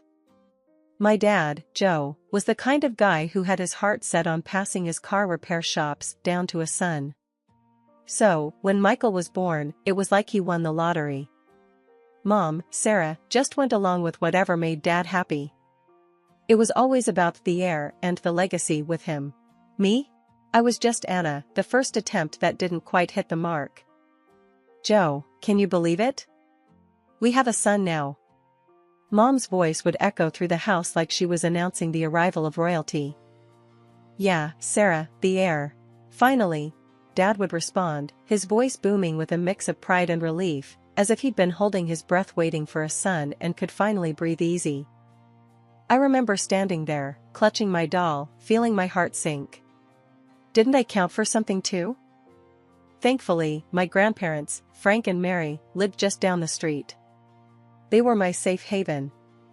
Grandma Mary would always greet me with warm hugs and freshly baked cookies, making me feel like the most special girl in the world. Anna, come here, love. Tell me about your day, she'd say, her eyes twinkling with genuine interest. Grandpa Frank, with his endless stories and hearty laughs, made me feel like adventure was just around the corner. And then there was Aunt Lily, Dad's sister, who never had kids of her own but treated me like I was hers. Who needs Em anyway? Aunt Lily would say about my parents, her voice rough from years of smoking. You got us, kid. We're your real family. Aunt Lily was the cool aunt. She'd take me on walks, tell me stories about the good old days, and teach me how to stand up for myself. If anyone gives you trouble, you come to me, she'd say, her tone serious, but her eyes soft. We don't take crap from anyone, got it? Got it, I'd reply, feeling a mix of comfort and confidence wash over me. Life went on like this for a while. At home, I was the ghost girl, tiptoeing around a brother who was showered with all the love and attention a kid could want. At my grandparents' house, I was Anna, the cherished granddaughter, the beloved niece. One evening, after another day of being overlooked, I went to my grandparents' house, seeking the warmth and affection I craved. The contrast between their home and mine was like night and day. Your dad's too caught up in his dreams of legacy, Grandpa Frank said, shaking his head. Doesn't realize the treasure he's got in you. He's a fool, Anna, Aunt Lily chimed in, her voice hard. But we've got your back, always. It was in these moments, surrounded by my grandparents and aunt, that I felt whole. They saw me for who I was, not as a disappointment or a shadow, but as Anna, a girl with her own dreams and worth. But no matter how much love they gave me, I couldn't shake off the feeling of being the forgotten daughter at home. It was a title I didn't want but seemed stuck with, a reminder that in my parents' eyes, I was just the prologue to my brother's story. My 10th birthday was a big deal, at least to me. In our little world, hitting double digits meant you were no longer a little kid. Grandma and Grandpa knew this and decided to surprise me with something I'd been dreaming of, my very own phone. Not just any phone, but a shiny, new one that I could use to call them or Aunt Lily anytime I felt invisible at home. Happy birthday, Anna! Look what we got for you. Grandma beamed, her eyes shining with excitement as she handed me the small, wrapped box. I tore off the wrapping paper, my heart racing. The moment I saw the phone, my world lit up. Oh my gosh, thank you! This is the best gift ever. I couldn't contain my excitement, hugging them both tightly. Aunt Lily winked at me. Now you can call me whenever you want, kiddo. No more feeling left out, yeah?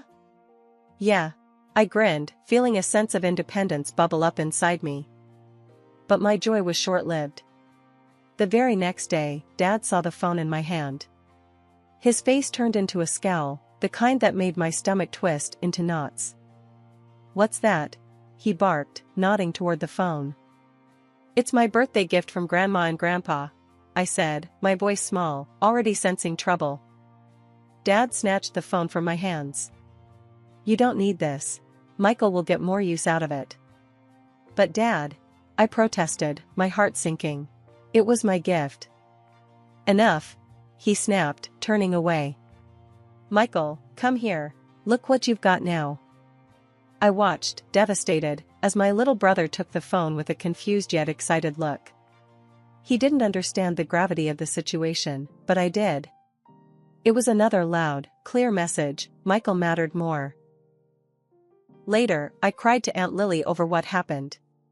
She was furious, her usual cool demeanor replaced with fiery anger.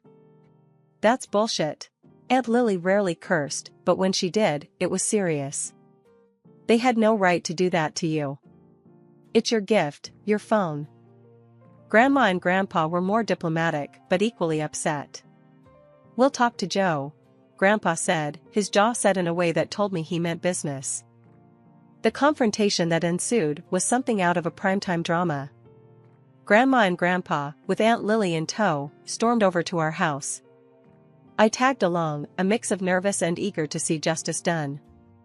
Joe, you will give Anna her phone back this instant. It was a gift from us to her, not to Michael, Grandma stated, her voice steady but filled with a rare edge of authority. Dad looked taken aback, not used to being challenged, especially in his own home. It's just a phone. Michael can. It's not about the damn phone, Joe. Aunt Lily cut in, her voice rising. It's about respecting your daughter's feelings. About showing her she matters too. There was a tense silence. Mom stood by, wringing her hands, a silent spectator as always.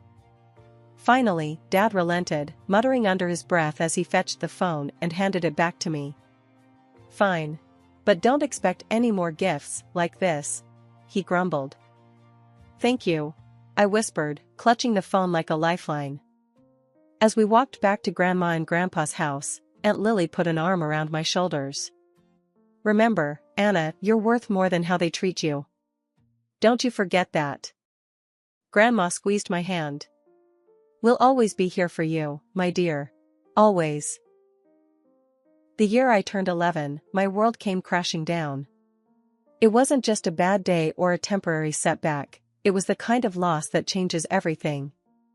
My grandparents, the two people who had been my rock, my sanctuary, were gone. Killed in a train accident, just like that. No goodbyes, no last hugs, nothing. Just a gaping hole where their love and warmth used to be. I remember coming home from school that day. The house was unusually quiet, but there was this tension in the air, thick enough to cut with a knife. Mom and Dad were in the living room, and Aunt Lily was there too, tears streaming down her face. I'd never seen her cry before. She was always the strong one, the unbreakable one. Seeing her like that scared me more than anything. What's going on? My voice sounded small, even to my own ears. Dad looked up, his face hard, no trace of the usual indifference. Your grandparents were in a train accident. They didn't make it. The words hit me like a physical blow. I couldn't breathe, couldn't think. My legs gave way, and I sank to the floor, the world spinning around me. Aunt Lily rushed over, pulling me into her arms. It's going to be okay, Anna. We'll get through this together, she whispered, but her voice cracked, betraying her own despair. But things went from bad to worse. The funeral was a blur, a procession of faces, some familiar, most not, all offering the same empty condolences. I'm sorry for your loss. They were wonderful people. Words meant to comfort, but they felt like ash in my mouth. After the funeral, the Real bomb dropped. Dad announced that he was selling Grandma and Grandpa's house. The house where I'd spent the best parts of my childhood, where I felt loved and wanted. Aunt Lily was livid. You can't do that, Joe. That house is supposed to be for Anna. Dad snorted, a sound full of contempt. The will's a mess, Lily. And I'm next of kin. The house is mine to sell. And sell it I will. But where will I go? You're kicking me out on the street? Aunt Lily's voice was high, panicked. She'd lived with my grandparents since forever. That house was her home too. You should have thought about that before. Not my problem. Dad shot back, his tone cold and final. I couldn't believe what I was hearing. How could he be so cruel? Didn't he care at all? Aunt Lily gathered her dignity around her like a cloak, wiping away her tears. Fine. I'll leave. But know this, Joe, you're losing the only family you've got left. Hope it's worth it. Dad nodded, and that was that. Aunt Lily had to pack up her life and leave the only home she'd known. I remember hugging her tight, not wanting to let go. She hugged me back, whispering, "It'll be okay, kiddo. We'll figure something out." Aunt Lily moved into this tiny apartment not too far from our place. It wasn't much, but it was hers. So, I started sneaking out to see Aunt Lily. It felt like a mini rebellion, but I needed to be with someone who understood, someone who felt the loss as much as I did. "Hey, Aunt Lily," I'd say, stepping into her cramped living room that somehow felt more like home than my actual house. "Anna, what are you doing here? Your dad will have my head if he finds out you're visiting." She'd half scold, half laugh, pulling me into a hug. "I don't care. I needed to see you," I'd reply, feeling the tension drain out of me. We'd sit and talk for hours. She'd tell me stories about Grandma and Grandpa, keeping their memory alive. Sometimes we'd just sit in silence, each lost in our thoughts, but it was a comfortable silence, filled with love and shared grief. After Grandma and Grandpa passed away, my life took a nosedive into something I barely recognized. Home wasn't home anymore, it felt more like I was some kind of servant.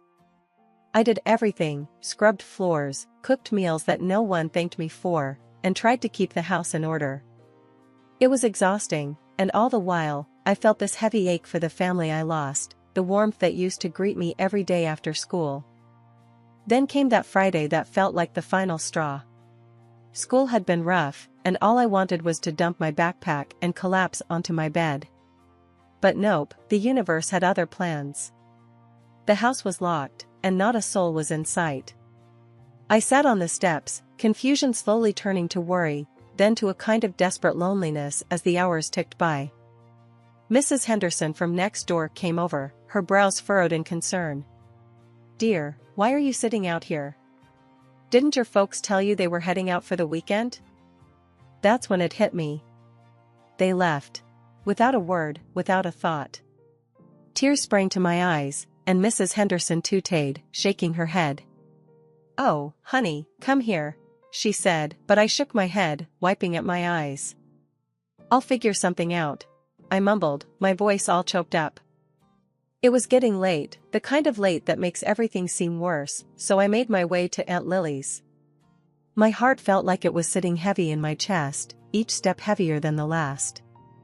Knocking on Aunt Lily's door felt like admitting defeat, but the moment she opened it and saw my face, her expression shifted from surprise to something fierce. "Anna? What happened?" she asked, pulling me inside. I spilled everything, the words tumbling out in a rush, and by the end, Aunt Lily's face was set in a hard line. She dialed my dad, her tone sharp as broken glass. "Joe, your daughter was locked out, left on the doorstep like a forgotten package. What's going on?" Dad's voice came through the phone, all casual like we were discussing the weather. "Oh, that. We thought she was with you. Don't make a drama out of it, Lily. If you're so concerned, she can stay with you." Aunt Lily's eyes flashed, and I knew that was it. "Fine, Joe. She'll stay with me. Someone's got to look after her," she snapped, hanging up before he could reply. That night, Aunt Lily made space for me, a little nook in her apartment that felt more welcoming and warm than my entire house had felt in months. "You're with me now, kiddo. We'll make it work, you and me," she said, her voice soft but determined. And I stayed with her. Later, as I could understand with my childish mind, she got the status of guardian over me. Life with Aunt Lily was different. We didn't have much, stretching every dollar till it screamed, but there was laughter in that small apartment, and a kind of peace I hadn't felt in a long time.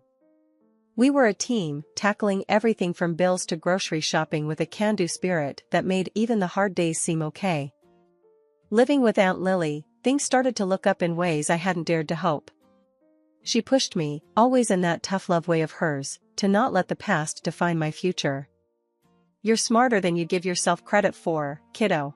Use that brain for something big," she'd say, nudging me towards the stack of college brochures piled on our tiny kitchen table. I hit the books hard. School became my escape, a place where I could prove to myself, and maybe a bit to my parents, wherever they were, that I was more than just a forgotten daughter.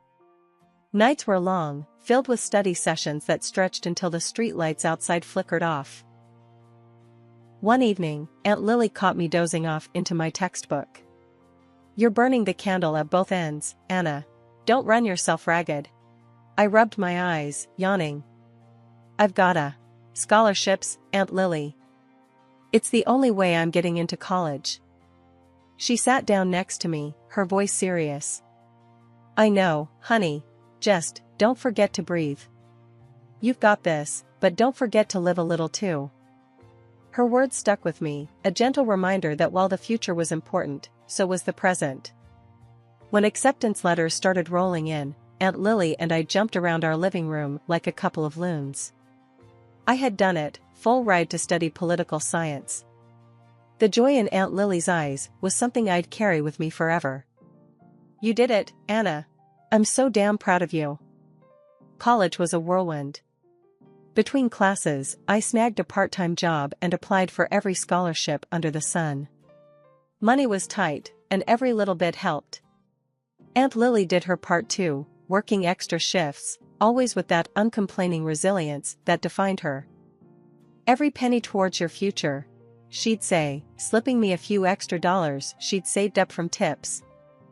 I graduated top of my class, fueled by a blend of Aunt Lily's unwavering support and my own stubborn determination. The day I walked across that stage, diploma in hand, I saw Aunt Lily in the crowd, cheering louder than anyone. I couldn't help but think, this is for us. Landing a job after college felt like the next big leap. It wasn't just any job either. A renowned think tank had seen potential in me, a kid from nowhere with nothing but grit and a degree. You're going to do great things, Anna. I just know it, Aunt Lily said, her voice thick with emotion, the night before my first day. Yeah, but only because you believed in me first, I replied, knowing full well that none of this would have been possible without her. As my career took off, so did the rest of my life. Landing a job at a prestigious think tank was just the start. My days were filled with research, policy analysis, and even the occasional TV appearance to discuss the latest political developments. It was exhilarating, the kind of life I'd dreamed of but never really believed I'd achieve. One evening, after a particularly successful panel discussion on television, Aunt Lily and I sat in our living room, a modest but cozy space we'd made our own over the years. She was flipping through the channels, trying to find a rerun of the discussion. Look at you, all smart and important on the TV. Makes an aunt proud, she said, not looking away from the screen. I laughed, feeling a warmth spread through me. Come on, Aunt Lily. It's just a panel. Besides, I wouldn't be here without you. That's right, you wouldn't, she teased, finally settling on the channel just as my segment replayed. But don't sell yourself short. You're doing the work, Anna. You're making a difference. It was moments like these that I cherished the most. Despite the success and the busy schedule, Aunt Lily kept me grounded. She reminded me of where I came from and what really mattered. Then came Mark, a fellow political scientist I met at a conference. He was passionate, smart, and, unlike me, incredibly outgoing. We hit it off immediately, finding common ground in our work and our shared vision for the future. Introducing him to Aunt Lily was a nerve-wracking experience. They were the two most important people in my life, and I desperately wanted them to get along. So, you're the young man who's stolen Anna's heart, Aunt Lily said, eyeing Mark with a mix of skepticism and curiosity as we sat down for dinner one night. Mark chuckled, not missing a beat. Stolen is such a strong word. I'd like to think she gave it willingly. Aunt Lily snorted, but I could tell she was impressed. Well, as long as you keep her happy and support her dreams, we won't have a problem. Mark reached for my hand across the table. Nothing is more important to me, he said, and I believed him. Our life together blossomed from there. We got married in a small, intimate ceremony with Aunt Lily officiating. It was perfect, a celebration of love, family, and new beginnings. When we moved to a new state for Mark's business ventures, it was a big change, but it felt right. We built a large, warm house that soon echoed with the laughter of our two daughters, Emily and Sophie. Aunt Lily moved in with us, taking on the role of doting grandmother with gusto. My career continued to thrive. I participated in debates, led election campaigns, and even received an award from the state governor for my charitable work. It was a far cry from the lonely, forgotten girl I once was. Despite the early hardships, the loss, and the struggles, I'd found success, love, and a family that was mine by choice, not just by blood. Aunt Lily, Mark, Emily, Sophie, they were my world, a testament to the fact that with enough love and determination, you can build a future worth dreaming of. Walking back from a big interview, my mind was buzzing with thoughts of how it went and the questions I could have answered better. That's when I saw them in the parking lot, two figures looking lost and out of place. As I got closer, a wave of surprise hit me. It was my parents, the very same who'd left me to fend for myself all those years ago. "Can I help you?" I asked, even though I recognized them immediately. "Anna, it's us. We saw you on TV." My mom started, her voice overlapping with my dad's. "We're so proud of you, darling," my dad added, trying to find the right words. "We've missed you. We want to be part of your life again." I couldn't hide my astonishment, nor the bitterness that quickly followed. My life? Now? My family is Aunt Lily, Mark, and my girls. You chose to leave that life behind. They looked desperate, almost as if they were clawing at the last straws of hope. "Please, Anna, we're your parents. We made mistakes, but we're family." That's when I pressed them, needing to understand their sudden reappearance. "Why now? What's changed?" The story spilled out. My brother, chasing his musical dreams over the path they had chosen for him, leaving them to face their crumbling world alone. My father's neglect of the business leading to its downfall, my mother's lack of work experience leaving them without a safety net. Their house, once a symbol of their future, now on the market with nowhere else to turn. Listening to them, I felt a mix of emotions. There was a part of me that wanted to help, to extend the compassion I'd learned to embody through my political career. Yet, another part of me remembered the nights spent locked out, the birthdays forgotten, the milestones uncelebrated. Standing there on the street, I didn't hold back. "You remember when you tossed Aunt Lily out, right? Or how about the time you left me sitting on the porch, locked out of the house?" "Yeah, I haven't forgotten that," I told them, each word heavy with years of unspoken hurt. I could see the realization dawning on their faces, the weight of their actions finally sinking in. But it was too late for regrets. I reached into my purse, pulled out some cash, and handed it to them. "This should cover your trip back. I think it's best if you leave now."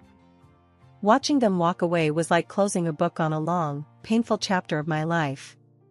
But there was one call I needed to make, to my brother, the one person who truly understood what it was like growing up in our household. "Hey, it's me," I started, the moment he picked up.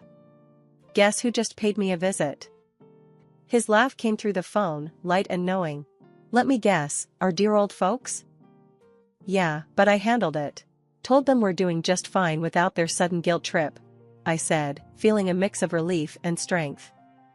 "I'm proud of you, sis. You've always been the strong one," he replied, his voice warm and reassuring. "How's the tour going?" I asked, changing the subject to something lighter. "It's amazing. You wouldn't believe the crowds we're drawing. Guess I'm finally living the dream, huh?" His excitement was palpable, and it made me smile. "Always knew you would. Just promise me you'll swing by here on your next tour. The girls would love to see their uncle rock the stage." "Wouldn't miss it for the world," he promised. "Take care, sis. Love you." "Love you too." Hanging up, I felt a profound sense of peace. My life had come full circle in so many ways. Here I was, a successful woman, surrounded by people who loved me for me. Aunt Lily, Mark, my girls, and even my brother, from afar, formed the fabric of my true family.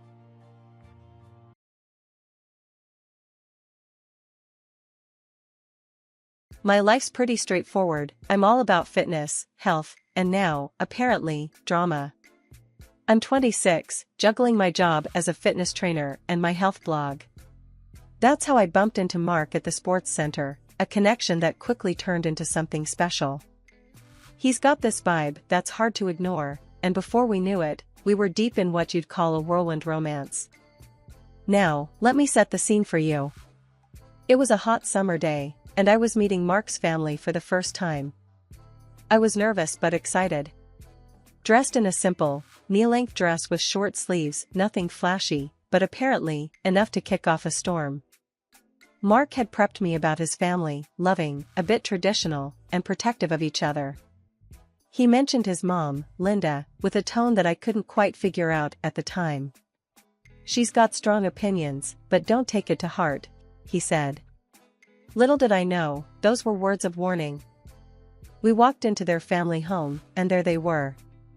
Alex, Mark's younger brother, was the first to greet us, a hearty guy with a welcoming smile. Then came Linda.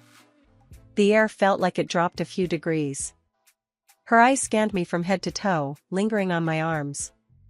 Yes, my arms. Bare because it was summer and it was sweltering outside. "Is this how you dress to meet your future mother-in-law? A bit bold, don't you think?" Linda's voice was colder than I expected, laced with a disapproval that felt like a slap. I was taken aback, my mind racing for the right words. Mark squeezed my hand, a silent form of support. I cleared my throat. "Well, it's summer, you know? It's quite hot outside, and I thought this was pretty decent and comfortable." Linda scoffed. "Comfortable or not, it's about first impressions." I would have expected something more appropriate. Mark jumped in, trying to smooth things over. "Mom, come on, it's really hot today. Erica's dressed fine. Let's not start off on the wrong foot." But Linda wasn't having any of it. "I'm just saying, Mark. It's about respect." "But fine, let's have dinner." Dinner was a tense affair. Conversations flowed around me, but Linda's earlier comments hung over the table like a dark cloud. Alex tried to lighten the mood, cracking jokes and sharing stories, which I was thankful for. Mark kept shooting me reassuring looks, but the damage was done. After dinner, while helping with the dishes, Linda cornered me in the kitchen. "Listen, dear, I'm just looking out for my son. He's a good boy, and I don't want him to make a mistake." I was floored. "A mistake? Linda, I love Mark, and I'm not here to play games. I don't know what I did to give you a bad impression, but that's not me." She just shook her head. "We'll see. Time tells all truths." The ride home was quiet.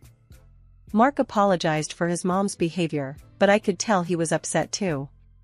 She can be protective, but this was too much. "I'm sorry, Erica." I sighed, leaning back in the seat. "It's okay, Mark. But if this is how it's going to be, we've got a rocky road ahead." The wedding planning was in full swing, and Mark and I were all in, picking out decorations, tasting cakes, and of course, finding the perfect attire. I fell in love with this stunning dress, sleek and a tad revealing, but nothing outrageous. Well, at least I thought so until Linda caught a glimpse. "You plan on wearing that in front of the whole family, Erica?" she blurted out the first time she saw it. "Looks like you're aiming for a beach party rather than a wedding." I tried to laugh it off. "It's just modern, Linda. Plus, it's going to be a warm day, and I want to feel comfortable." Mark squeezed my hand, signaling not to start a battle we couldn't win. But Linda's frown said it all. She wasn't pleased, muttering about tradition and decency as she walked off. I thought, if a dress could stir the pot, what lay ahead? After the initial clash with Linda, things settled into a tense kind of normalcy. I threw myself into work and my blog, which was my slice of sanity. My blog and social media were my territory, a place where I felt in control and could share my passion for fitness and health. It never crossed my mind that this very passion would stir the pot once again. One evening, Mark and I were lounging on the couch, a rare moment of downtime. He was scrolling through his phone, a frown slowly forming on his face. "Babe, we need to talk," he said, his tone serious. I sat up. "What's up? Something wrong?" He handed me his phone, showing my Instagram profile. There, in the comments of my latest post, were a bunch of supportive and some flirty comments. Normal stuff, I thought. Okay, and? I was confused. It's my mom, Mark sighed. She's been going through your posts, making a big deal out of every single guy comment. She's spinning it like you're, I don't know, inviting attention? I felt a rush of anger. You've got to be kidding me. It's Instagram, for crying out loud. People comment. That's how it works. Yeah, I know, but she's convinced there's more to it. She's telling everyone who'll listen that you're not faithful. It's ridiculous. I grabbed the phone from him, scrolling through the comments. Nothing out of the ordinary. Yet, Linda had managed to twist it into something sordid. So, what? Am I supposed to police who comments on my posts now? No, of course not. But maybe we could limit who can comment or something. Just until this blows over?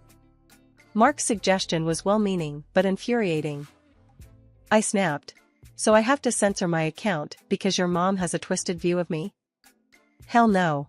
That's not happening. Fast forward through the Instagram saga, with Linda twisting my every move into a scandal, things only got stickier.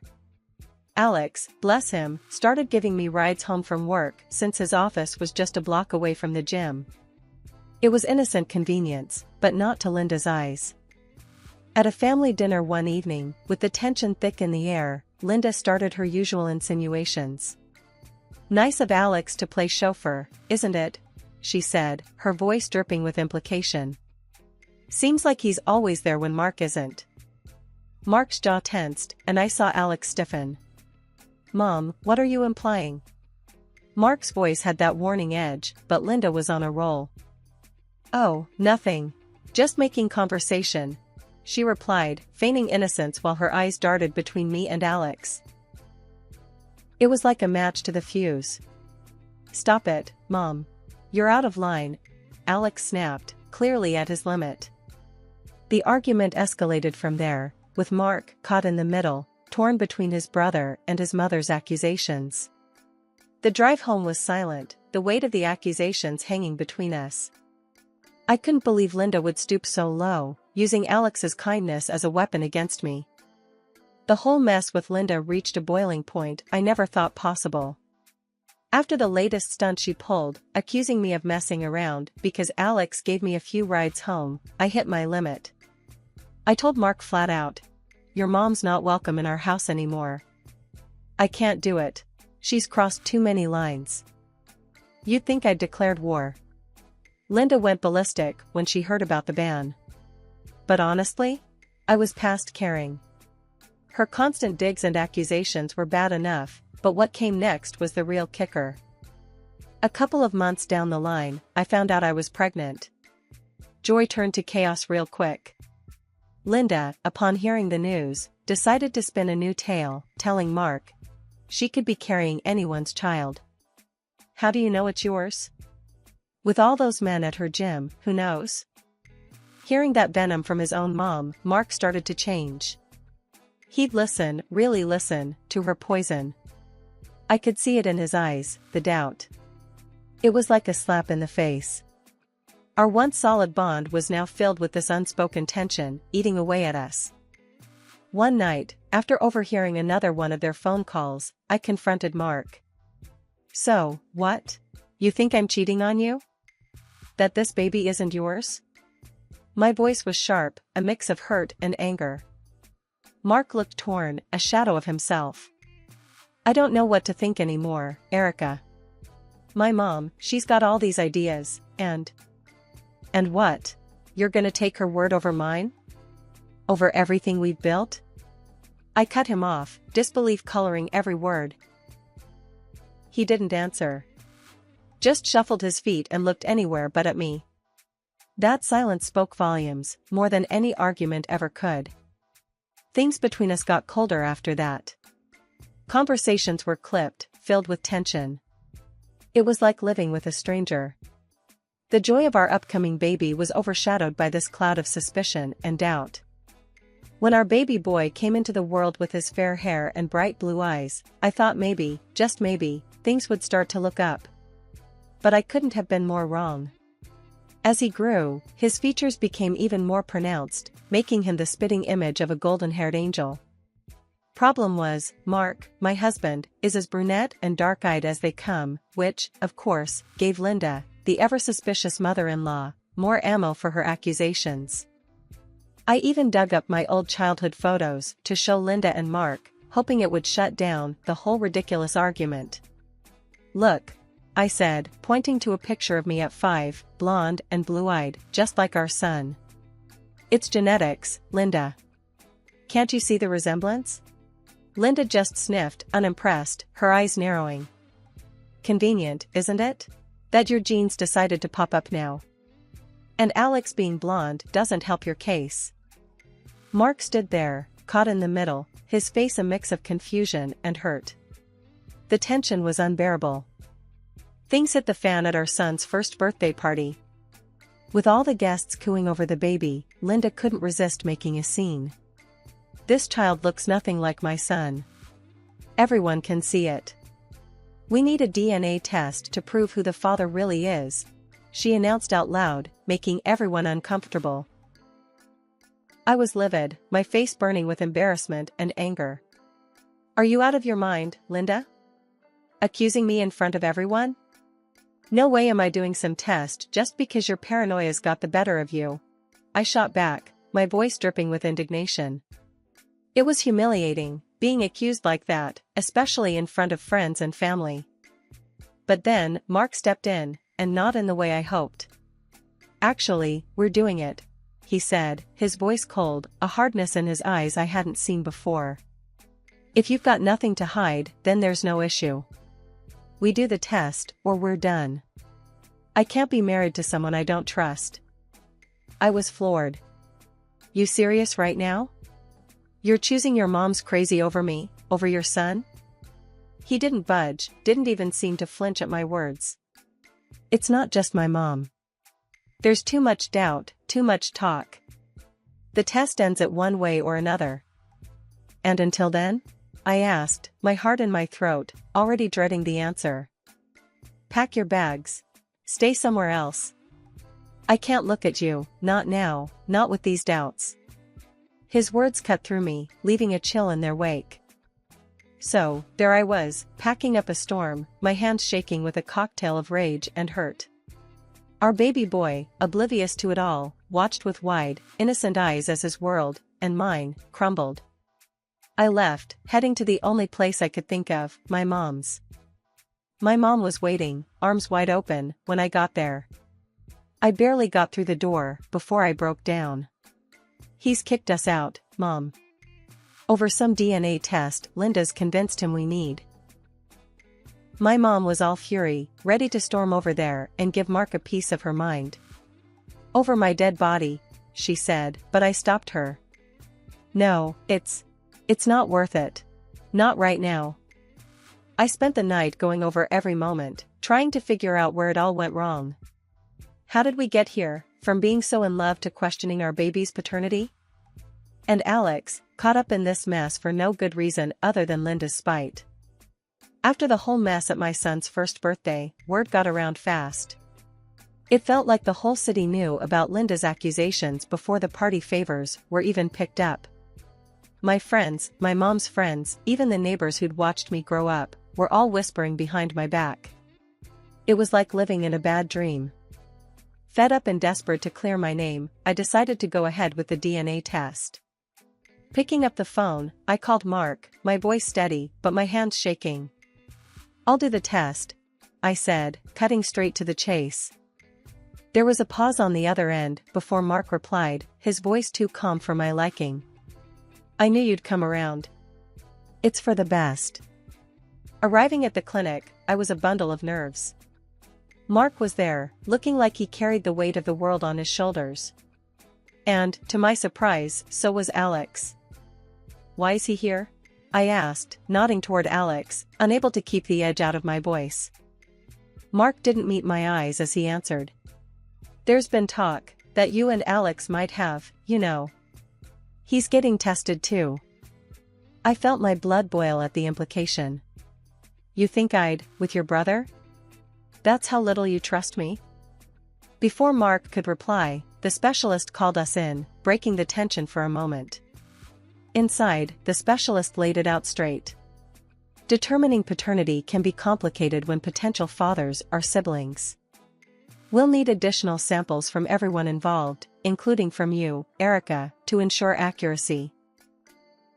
So, we all gave our samples, each of us lost in our own thoughts. I could tell Alex was mortified, Mark was conflicted, and me? I was just angry. Angry that it had come to this, angry at Linda, angry at Mark for letting his mother's paranoia get this far. With the tests done, we were told it'd be a couple of weeks before we got the results.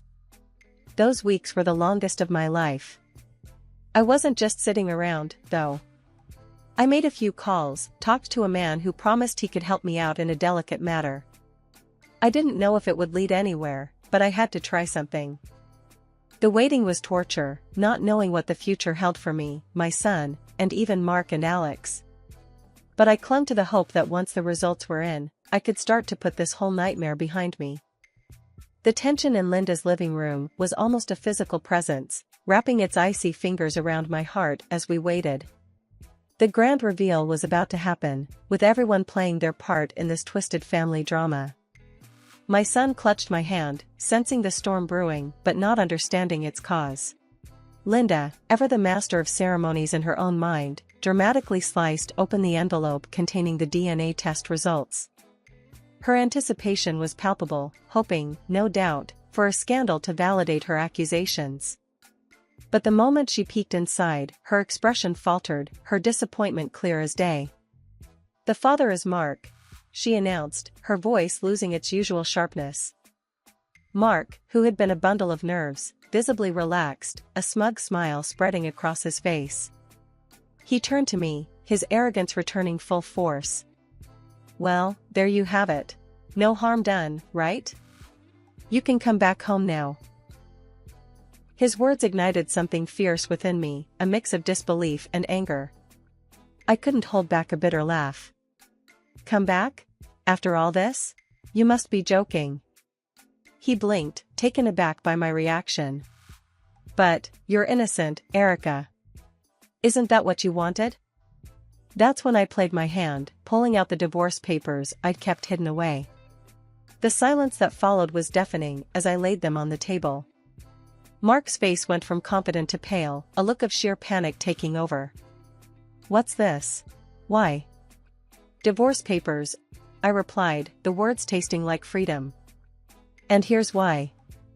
I then produced the photos, the undeniable proof of Mark's infidelity, captured in vivid detail by the private detective I'd secretly hired. Mark's transformation was pitiful. From confident to broken, he started to babble apologies, his earlier facade crumbling. I'm sorry. I didn't mean for any of this to happen. Please, let's talk about this." "Talk?" I scoffed, my voice cold. "You dragged my name through the mud, let your mother accuse me of the worst, and all the while, you were the one cheating. There's nothing to talk about." Linda attempted to intervene, her earlier eagerness for drama now replaced by a desperate need to salvage the situation. "Now, dear, let's all calm down. We can fix this." "Fix this?" I cut her off sharply. "Your son's a cheat. And you're no better for stirring all this trouble based on lies." After I laid out the proof of Mark's betrayal for all to see, the room turned into a battleground of broken bonds and shattered illusions. Linda, with a look of sheer disgust, couldn't tear her eyes away from the photos spread out like a hand of betrayal on the coffee table. "I'm not just walking away, Mark. I'll be demanding alimony and compensation for this treachery," I declared, my voice steady but seething with anger. Mark's face drained of color, his earlier bravado evaporating into thin air. "You can't be serious," he stammered, looking from the photos to his mother, seeking some sort of refuge or rescue. Linda, ever the matriarch, tried to salvage what little control she thought she had. "Oh, please. She was never right for you. She would have cheated on you sooner or later. You're better off without her." That's when Alex, who'd been quietly simmering with rage, stepped in. Enough! He exploded, his voice echoing off the walls. I'm done with all of this. With both of you. He looked pointedly at his mother and brother. After everything you put her through, based on nothing but your own twisted suspicions, I'm out. Linda turned to him, her face a mask of shock and desperation. Alex, please, don't say that. I was just trying to protect our family. Protect? Alex scoffed, his scorn palpable. Is that what you call this? Destroying relationships, spreading lies? I can't be part of this family if this is what it stands for. I'm moving to another city. Starting fresh, away from all this madness. Hearing of Alex's decision later, I relayed the events to my mom. She had always been my rock, and even now, her words provided a cold comfort. That's the price of Linda's folly. Her arrogance and stupidity cost her her own sons. Maybe now she'll see the harm she's caused. The fallout was immediate and absolute. Alex followed through on his promise, moving away and cutting ties. Mark was left to deal with the consequences of his actions, his mother's manipulations laying the foundation for a chasm too wide to bridge between them. Life after the dust settled was different. Not easier, but clearer, like I was seeing everything for the first time again. My mom and I had many long talks about it all, sitting on her old, comfy sofa with cups of tea that always seemed to go cold before we finished them. Mom, I started one evening, the sky outside painting a picture of calm I didn't quite feel inside. Do you think I made the right choice? With everything, the divorce, standing up to Linda and Mark like that? My mom set her cup down, turning to look at me with those wise eyes that had seen more of life than I ever wished to. Darling, you did what you had to do. You stood up for yourself, for your dignity. That's more important than staying in a marriage that was built on distrust. The biggest change, besides the obvious, was in Alex. He'd moved to another city, cutting ties with his family. He called me once, just before he left. I can't stay here, not after everything. I need to start fresh, somewhere where every corner doesn't remind me of all this. I understood. You'll always have a friend in me, Alex. You were the only one who really saw me through all this mess. He chuckled, a sound that held a shadow of our shared troubles. And you, me. Take care of yourself, all right? After hanging up, I couldn't help but feel a pang of loss. Not just for the relationship I thought I had with Mark, but for the family I thought I was part of. Months passed, and life found a new rhythm. My blog started picking up more traction, becoming a space where I could share not just tips on fitness and health, but also personal stories of resilience and starting over. It resonated with people, more than I expected. As I was settling into this new chapter of my life, finding solace in the routine I'd built for me and my boy, my phone rang out of the blue one afternoon. The screen flashed a name I hadn't seen in a while, Linda. My initial instinct was to ignore it, let it go to voicemail, but something, maybe curiosity or maybe just a desire to finally put it all to bed, made me answer. Hello? Her voice came through, shaky and laced with something that sounded like regret. Erica, I was wondering, could I see him? My grandson? The audacity of her request after everything that had happened stopped me cold. For a moment, I was back in that living room, feeling the weight of her accusations all over again. You've got some nerve, Linda, I said, my voice steady but firm. After all the hell you put us through, now you want to play grandma? You didn't even want to see him in him before. She started to cry, mumbling apologies between sobs, trying to explain herself, but I wasn't having any of it. Save your tears, Linda. It's too late for sorries now. But please, I just want to make things right, she pleaded, desperation creeping into her voice. I sighed, a deep, weary sigh. You should have thought of that before. You made your bed. Now, you get to lie in it. Alone. Without waiting for her response, I hung up, the finality of the click echoing through me. It was harsh, maybe, but necessary. A line had been drawn, and for the first time in a long while, I felt like I was the one in control of where it went. Looking at my son, now a little older and wiser beyond his years, I knew we were going to be okay. We had each other, and a future that was ours to shape.